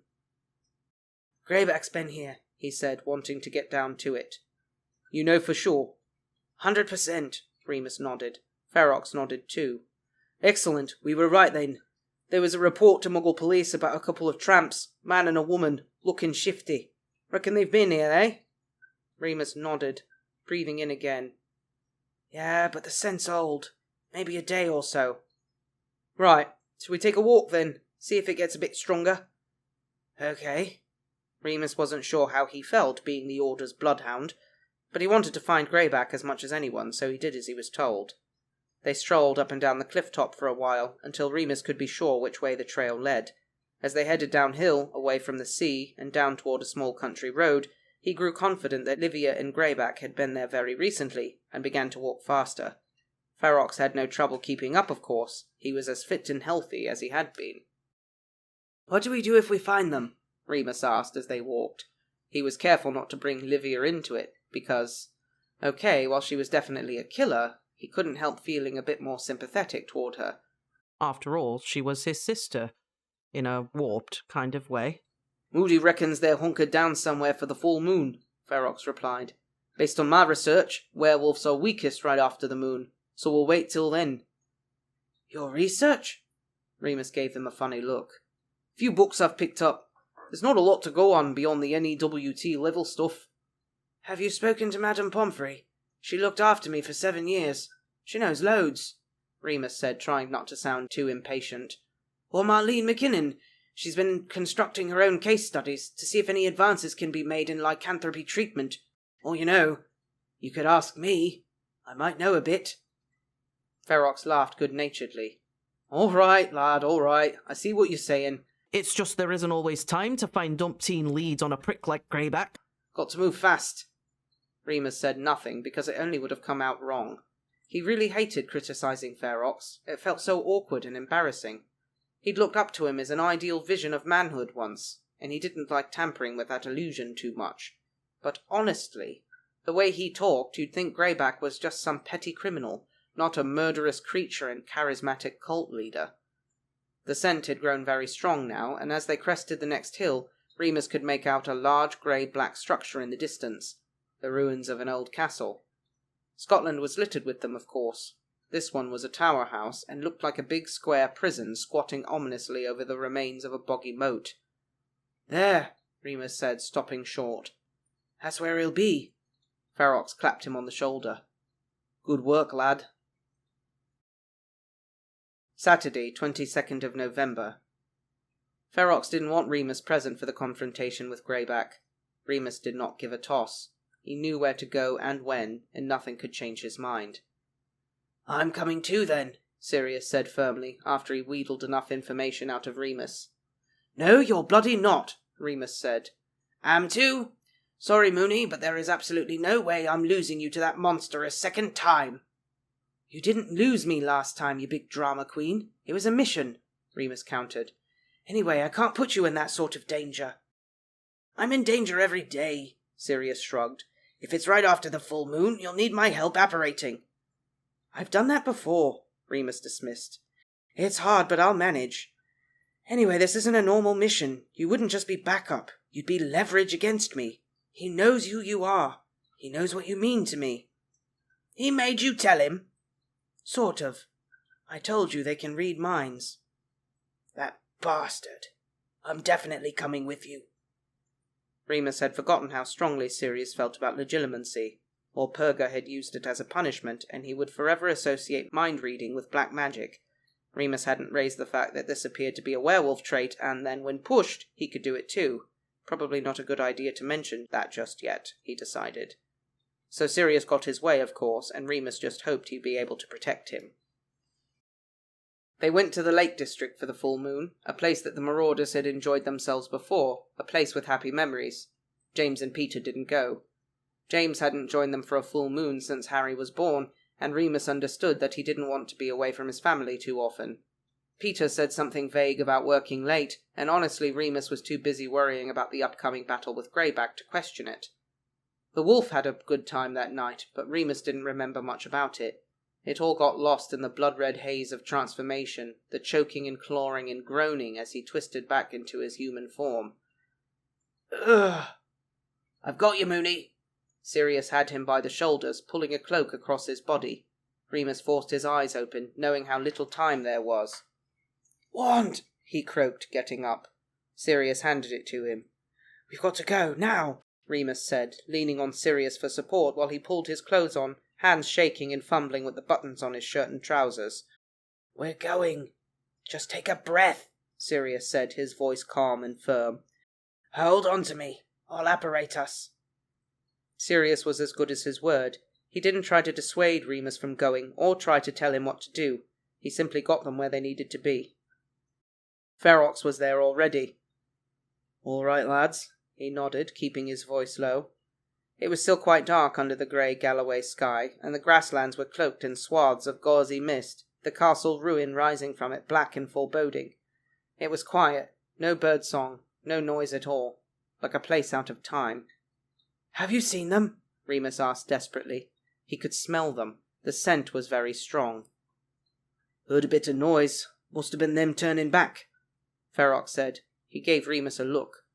You okay, our kid? Looking a bit green round the gills. Fine, Remus swallowed. Fine, we should go in now. Right you are. Ferox stood up. One's out. Pity we couldn't get 'em when they were wolves, eh? He said with a smirk. Those pelts fetch a few bob on the black market. Remus felt sick. The sweat on his back turned cold. Sirius reached for his hand in the dark and gave it a squeeze, then tossed his head and said sharply, Don't say shit like that. It's disgusting. Ferox glanced back at him, shocked, then at Remus. He frowned. Sorry, lad. Didn't mean anything by it. They didn't say another word as they approached the castle. Sirius and Ferox were trying to be quiet, but Remus knew they may as well have been a herd of elephants sneaking up on Livia and Greyback, whose senses were as sharp as his, even after a full moon. Still, they might be slower, weaker. When they were up against a castle wall, Remus felt it. Greyback was waiting. The scent changed, and his head was filled with that dreadful growling voice. Hello, cub. Brought me breakfast, have you? He knows we're here, Remus whispered frantically. Be careful. Ferox touched his brow in a sort of salute to show he understood. Then he rounded a corner and entered, Remus hurrying behind, and Sirius too. Ferox had his wand raised, and as he stepped under the broken archway of the shadows of the ruin, he opened his mouth. He planned to use the silver chain spell to bind the werewolves and contain them long enough for the auras to take over. But it was too late. Remus was only a split second behind Ferox and saw the rock come down. He stiffened, then crumpled to the ground, blood oozing from the cut at the crown of his head. No! Remus cried over Greyback's laughter as the beast of a man stepped into the early morning light, his face full of glee. Livia sprung out next and lunged at Sirius, grabbing his wand and knocking him to the ground. Ooh, who's this then, brother? Pretty, pretty boy, she crowed, sitting astride him, holding both of Sirius's wrists over his head as he struggled. She looked thinner, but was obviously as strong as ever. Let him go, Remus snarled, raising his wand, furious. Then he screamed in agony. Greyback grabbed his wand arm and twisted it so hard he felt the bone snap. Remus! Sirius called out. Remus was almost blind with pain, and Greyback laughed again, letting him up. Welcome back, cub, he purred. How I've missed you. Fuck you, Remus groaned, staring about for his wand, which he'd dropped somewhere. Now, Greyback chuckled as Remus straightened up to face him, clutching his broken arm to his chest. You should be on your hands and knees after what you did to me. Kill him, father, Livia cackled. Kill the traitor Remus Lupin as he killed my brother Gaius. Then I can have the pretty one. Greyback grinned at her fondly. She's full of bright ideas, my beautiful girl. Remus took the opportunity to look over Greyback's shoulder. Ferox was moving. Very slowly. He was obviously hurt, but Remus saw his fist tighten round his wand. Go on, then, Remus said to Greyback, gritting his teeth through the pain. Kill me. Then what? Then what? Greyback sneered. And I rip apart your little human pet, that's what. Then I tear him from fucking limb. But not before I've had my fun with him. You're disgusting, Remus shot back, stalling for time as Ferox's eyes opened. May as well tell Greyback what he thought of him while he had the chance. You're filth. You're nothing. You talk about freedom, but you don't have the first clue what it is. You're nothing but a bully. Voldemort's lapdog. Kill him! Livia shrieked. Greyback's face had turned demonic with rage, yellow eyes glowing, and Remus really thought that this would be the end. He scrunched his eyes shut and braced himself. What? Ah! Livia cried out again, and Remus heard a dog bark. He opened his eyes to see Livia knocked backwards by Padfoot, who was growling. Remus had never seen him growl before, teeth bared, frothing at the mouth. Father! Livia yelped. Help me! And with a flash of purple light, Livia was silent. Her eyes went wide. A great black slash had cut her throat. She clutched at her neck to stem the gushing blood, but it was no good. It was too late. Greyback gave a great roar of anguish, but Ferox was already on his feet, wand up, ready to cast the same curse again. Greyback was cornered. You're a dead man, he hissed at Ferox, and then, with one final snarl, he disapparated. Bugger! Ferox grunted, stumbling forward, still poised to curse. Sirius was serious again and stood beside Livia, staring down at her. Remus went over too, feeling an uncomfortable mix of relief and genuine sorrow. Her grey fur cloak was matted with blood, which looked deep purple in the dim light. It was dreadful, but his first concern was for Sirius. Okay? Asked quietly. Sirius nodded, still looking down. You? Think so? His arm was throbbing, sending shooting pains up into his shoulder, but he knew that could be fixed. Livia could not. Ferox joined them, a hand pressed to his head where the rock had struck him. Merlin, what a mess, he muttered. At least we got the bitch. Her name's Livia, Remus said angrily. He suddenly saw the scene as a passer-by might, 3 men standing over her tiny body. She could have ripped each of their throats out the night before without stopping for breath. She was a force of nature, queen of the night. She was one of the strongest people he'd ever met. She was one of the only people in the world who truly understood what it meant to be a wolf. Her eyes were still open, staring blindly at the broad grey sky. Remus knelt beside her and gently closed them. Chapter 170. The War. Winter 1980 and Spring 1981. Sirius made Remus go straight to bed after the skirmish in Galloway. Ferox summoned Moody to the scene and he excused them. Remus wanted to ask about Livia's body. Were they planning to bury her at least? He didn't know if Livia had any wishes regarding her final resting place, but he assumed she'd prefer to be somewhere in nature, somewhere moonlight could reach her. Marlene came over the flat on her way to work to sort out his broken arm. Thanks, Miles, he smiled weakly. I can do dislocations, no problem. But broken bones. You really shouldn't be doing spells on yourself, Remus, she chided. You know you can always contact me if you need to. I know. She left a sleeping draught and some more of her own ointment for pain relief, and ordered him to stay in bed and do nothing useful or important for at least 48 hours. It wasn't until the next day when Remus woke up after 2 in the afternoon that he was suddenly gripped with terror at the memory of Greyback's last words. He's going to kill Ferox, he shouted, sitting up in bed. Sirius came through the living room, eyes wide with concern. What?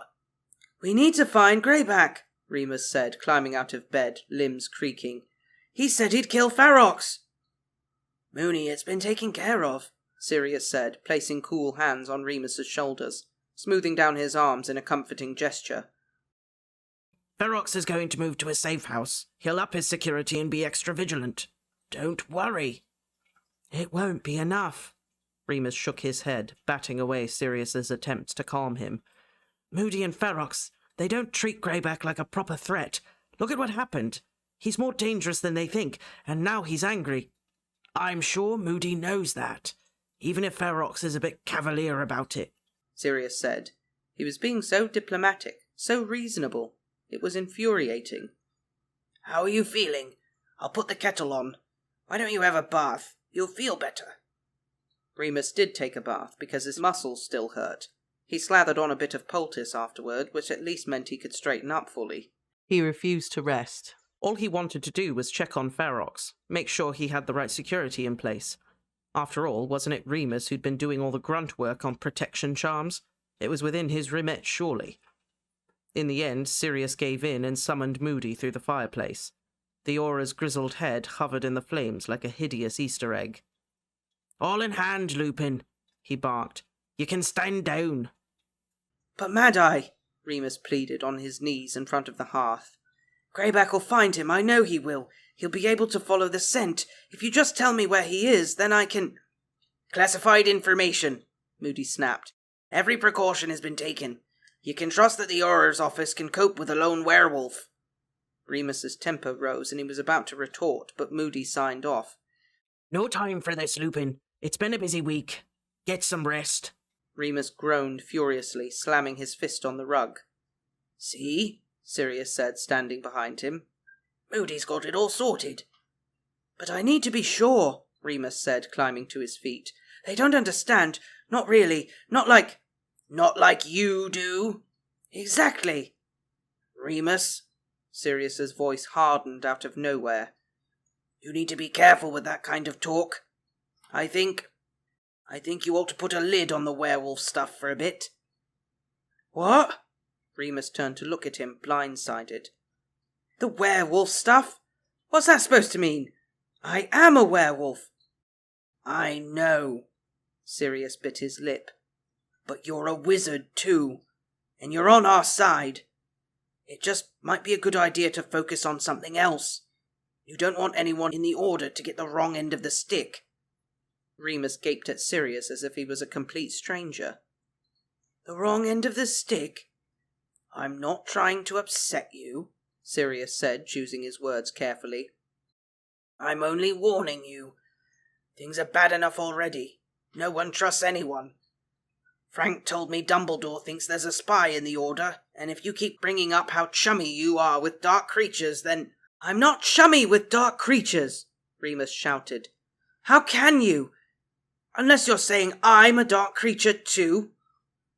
Of course I'm not, Sirius returned, clearly offended. It's just...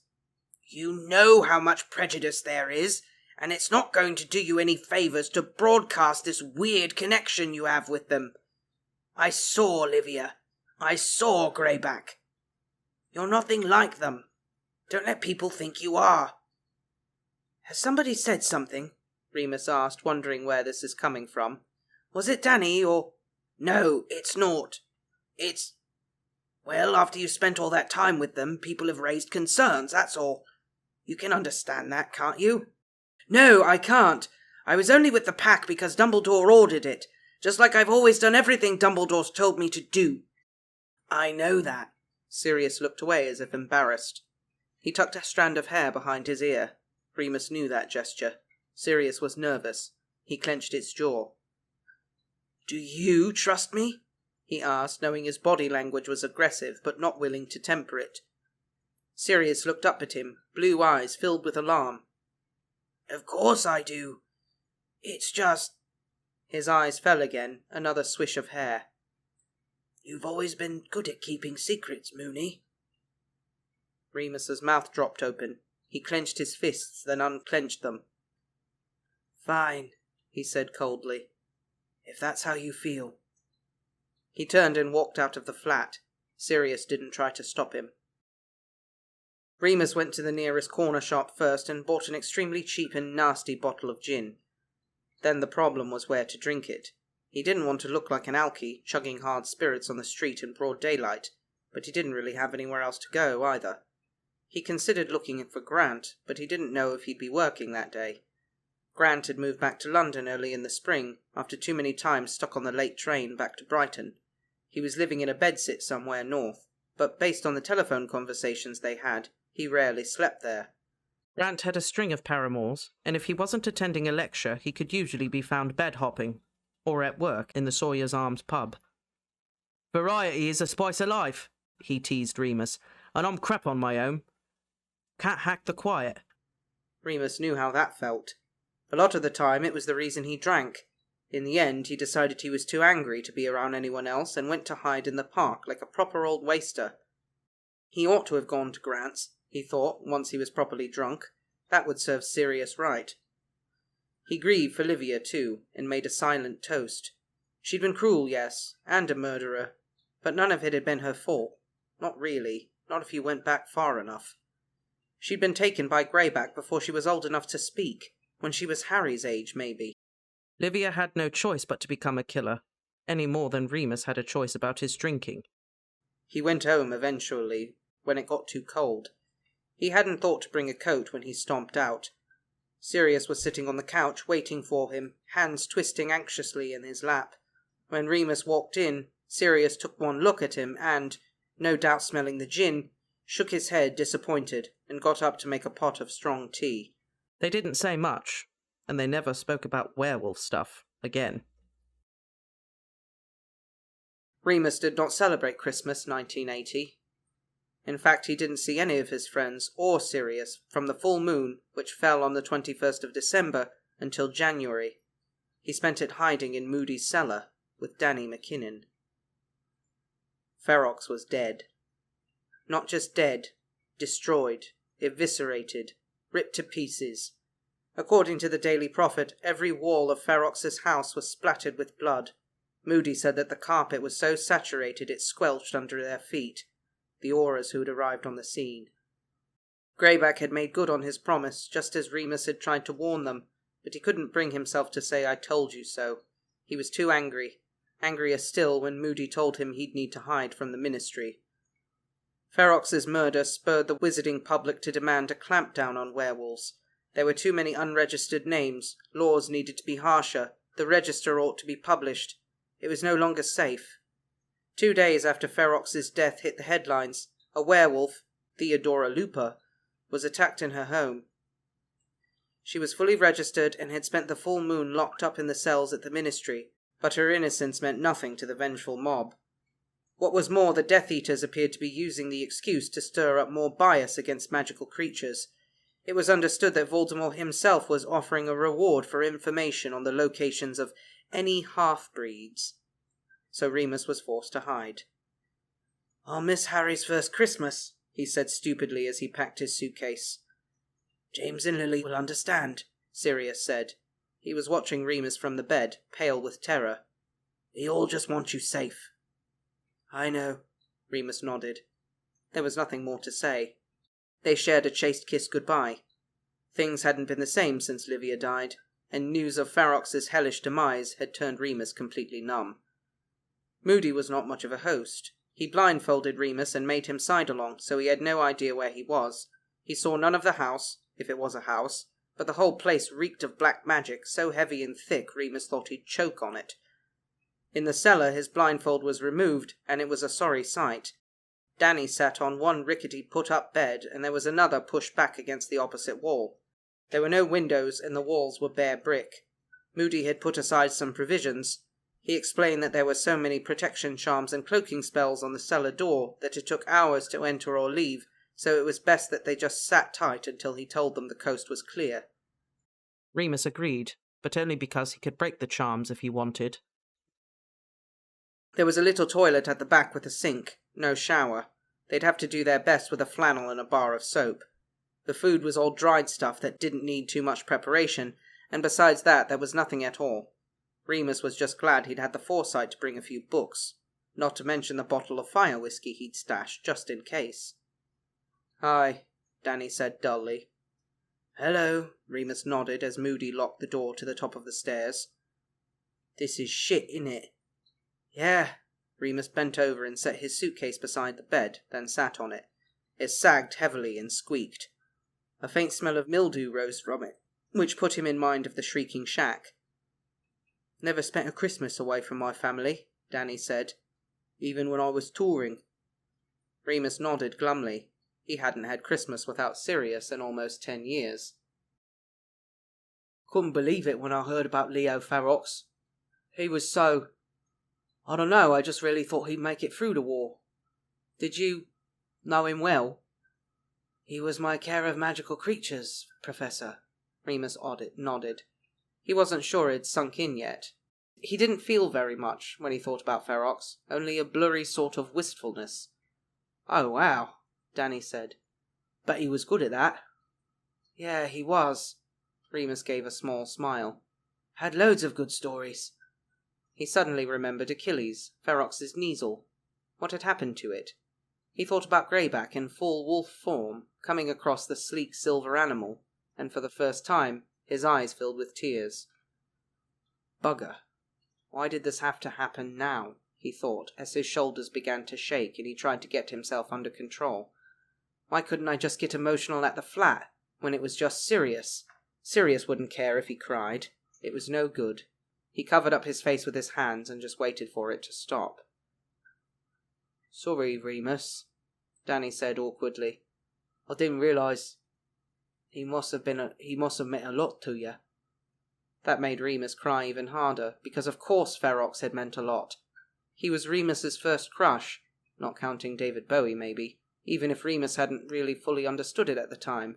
He was one of the first adults Remus trusted, who made him feel like a person with value. Maybe they'd clashed a bit as Remus had grown up, but no one was perfect. I'm sorry, he coughed, wiping his eye with his sleeve. It's been a bad year. You can say that again, Danny said. Oh, Miles says hello. You should have seen her when Moody came for me. She was all set to come along too. Really? Remus smiled, sniffling. That sounds like her. Yeah, she said to give you a hug and a kiss, so tell her I did, okay? Okay, Remus laughed, feeling a bit more normal. They pottered about a bit in their little living space. Remus tried not to think about the cell at St. Edmund's, or the shrieking shack, or the crypt in the forest. Every cage he'd been forced into. He unpacked his clothes then, finding nowhere to put them, repacked them, and slid his suitcase under the bed, leaving only his pyjamas out. They had a little bit to eat, just some bread and cheese. Remus hadn't eaten any meat since hearing about Ferox. What were you going to do for Christmas if you weren't stuck here? Danny asked over supper. Spend it at the Potters, Remus replied, with the new baby. Oh, yeah, of course. You're all mates, aren't you? Danny nodded. Marlene talks about you like you're celebrities. Ha! Remus grunted. Maybe James and Lily. And Sirius. Danny cleared his throat awkwardly. Miles said you and he were... Remus just looked back at him, holding his gaze, allowing him to feel uncomfortable. Danny finally looked away. Obviously that's fine. I'm fine with Marlene and Yaz, aren't I? Remus just shrugged. It's a bit like being a werewolf, he said, pulling the crust off his bread. Everyone's perfectly fine with it as long as you never bring it up. He had a few leftover cigarettes and would have liked one after dinner, but for one thing, he didn't want to share, and for another, there weren't any windows, and it seemed a bit rude to smoke the place out. God, this was going to be agony. Things got even more awkward when it came time for bed. They were both yawning and agreed it was quite late, and that they were tired. Remus began to take his socks off and stood up to unbutton his trousers when he realized Danny had not moved. He couldn't see why he was so shy. Didn't Quidditch players get undressed in front of each other all the time? James had been a borderline exhibitionist in the dorm room at Hogwarts, and surely Danny couldn't be shy about the scars. Remus had heaps more than him. Close quarters, Remus commented, hoping to put Danny more at ease. Danny twisted his mouth, eyes flickering up and down Remus's height. Just so you know, it's not like I've got a problem with you, but I don't swing that way. Danny eyed him warily. Remus rolled his eyes. Oh, poor me, whatever shall I do? He drawled, then turned his back and got into his pyjamas.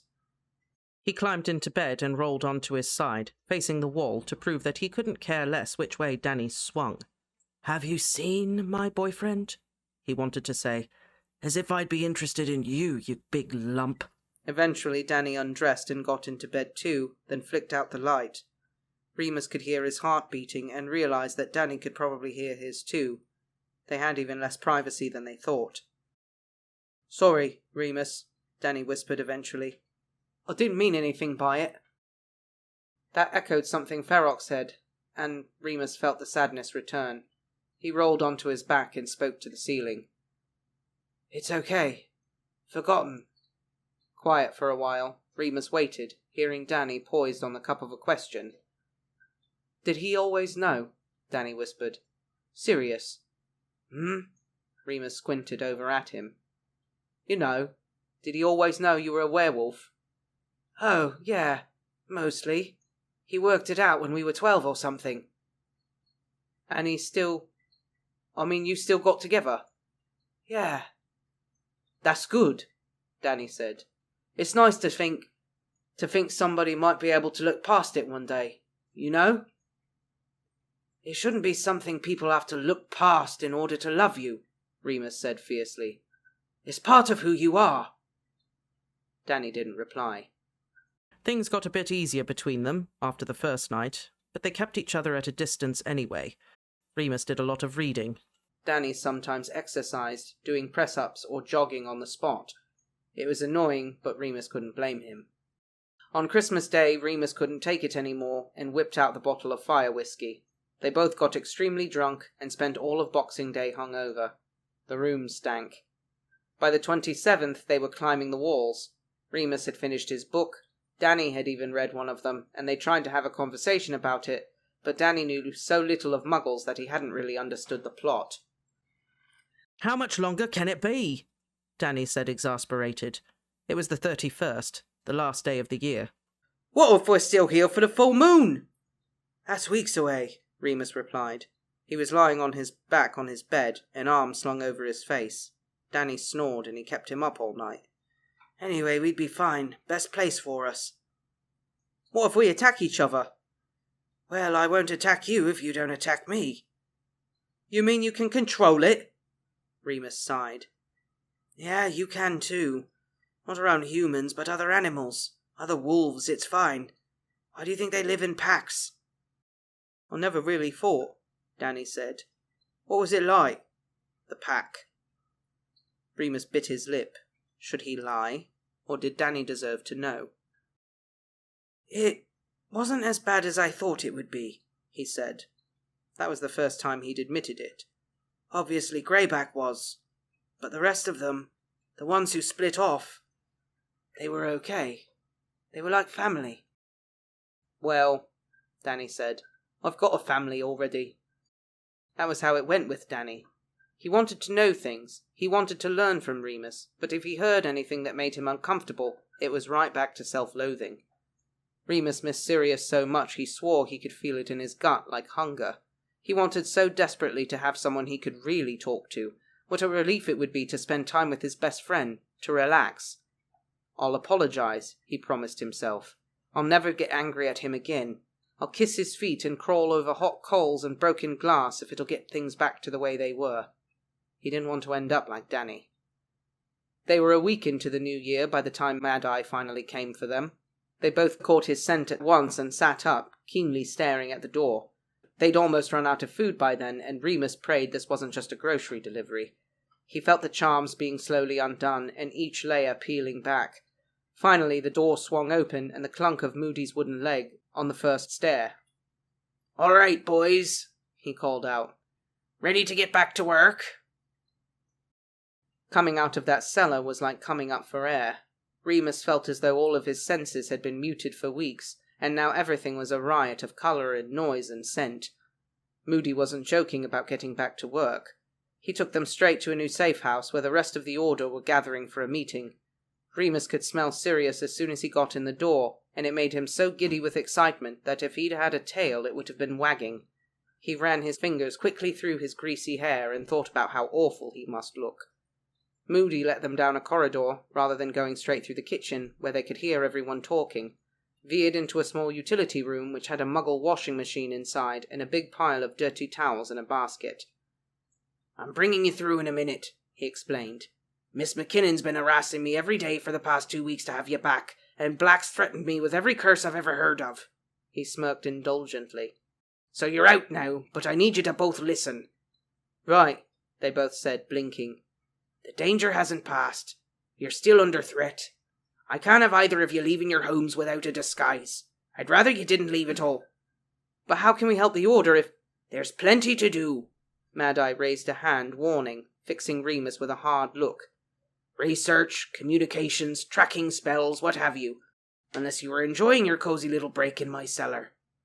They both shook their heads fiercely. "No, never." "Right then." Moody nodded, businesslike again. "Come on then." He pushed the door open and they filed out, following him to the kitchen. It was crowded with people, most of whom Remus knew, and they all turned as soon as the door opened, 50 pairs of eyes, all wide with mistrust and worry. "Danny!" A blonde blur rushed past Moody and Remus and body-slammed Danny, winding him. He chuckled and hugged Marlene back. "All right, sis." "Remus."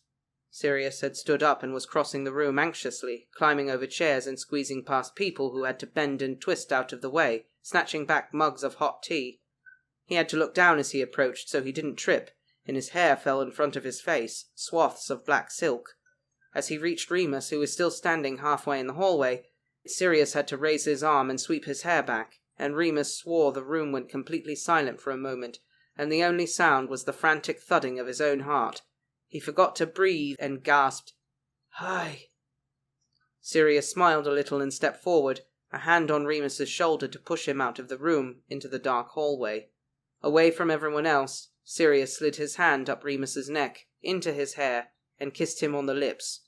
So beautifully. Spring, 1981. The honeymoon period after Remus's hiding lasted well into February. Both of them were so apologetic and so grateful to be together again that for a while everything was wonderful. They were teenagers again, especially because Remus wasn't supposed to leave the flat, which meant that there really wasn't much else to do. Sirius popped over to check on James and Lily and the baby every now and then, and he still had missions to go on, but he always rushed back to Remus as soon as he could. They spent days and evenings lounging in bed together, eating beans on toast, and smoking and playing records. It was like living on a private island. They even had to cut off the flu connection for safety's sake. Luckily, Remus was allowed to keep the telephone, his lifeline, and the others came over when they could. Mary visited on her way back from work at least twice a week to avoid her nosy family. "It's bliss over here," she smiled, sinking into the couch and closing her eyes. "If you had a telly, I'd never leave." "Yeah, I'm working on it, trust me," Remus replied. "Is it really bad at yours? Do you want to stay over for a few nights?" "Nah," she opened her eyes. "I want to be with my family. They keep me normal. It's just, they don't know anything about the war. I don't want them to know, but it's so hard." "Sorry, love," Remus said wistfully. "Want a drink?" Mary gave him one of her long, gentle looks, tilting her head. "No, Remus." She touched his knee. "It's never a good idea to drink when you feel like this. Doesn't make things better, does it?" Remus just shrugged. He didn't see what the big deal was. Mary just smiled again and took a sip of her tea and continued as if nothing had happened. "Anyway, I can always pop to Darren's if I need a break from the kids." "Darren? That kid you were going out in 4th year?" "Well remembered," she laughed. "Yeah, he still lives across the hall. I go over sometimes." We're friends. "Just friends?" Remus raised an eyebrow. Mary looked down, suddenly sad. "Yeah, that's all it can be right now. He's a Muggle. I'm in the Order. I'm already putting my family at so much risk. I couldn't bear if—" She shook her head, her face resolute. "Sorry, I'm supposed to be down here keeping you company, not bringing you down."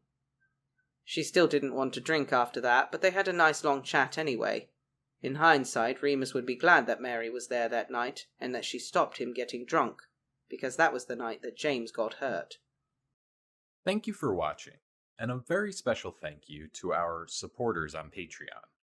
If you'd like to help support the channel, you can head over to our Patreon or check out some of the official Bibliobabuli merch. If you're new here, consider subscribing, and until the next video, happy reading.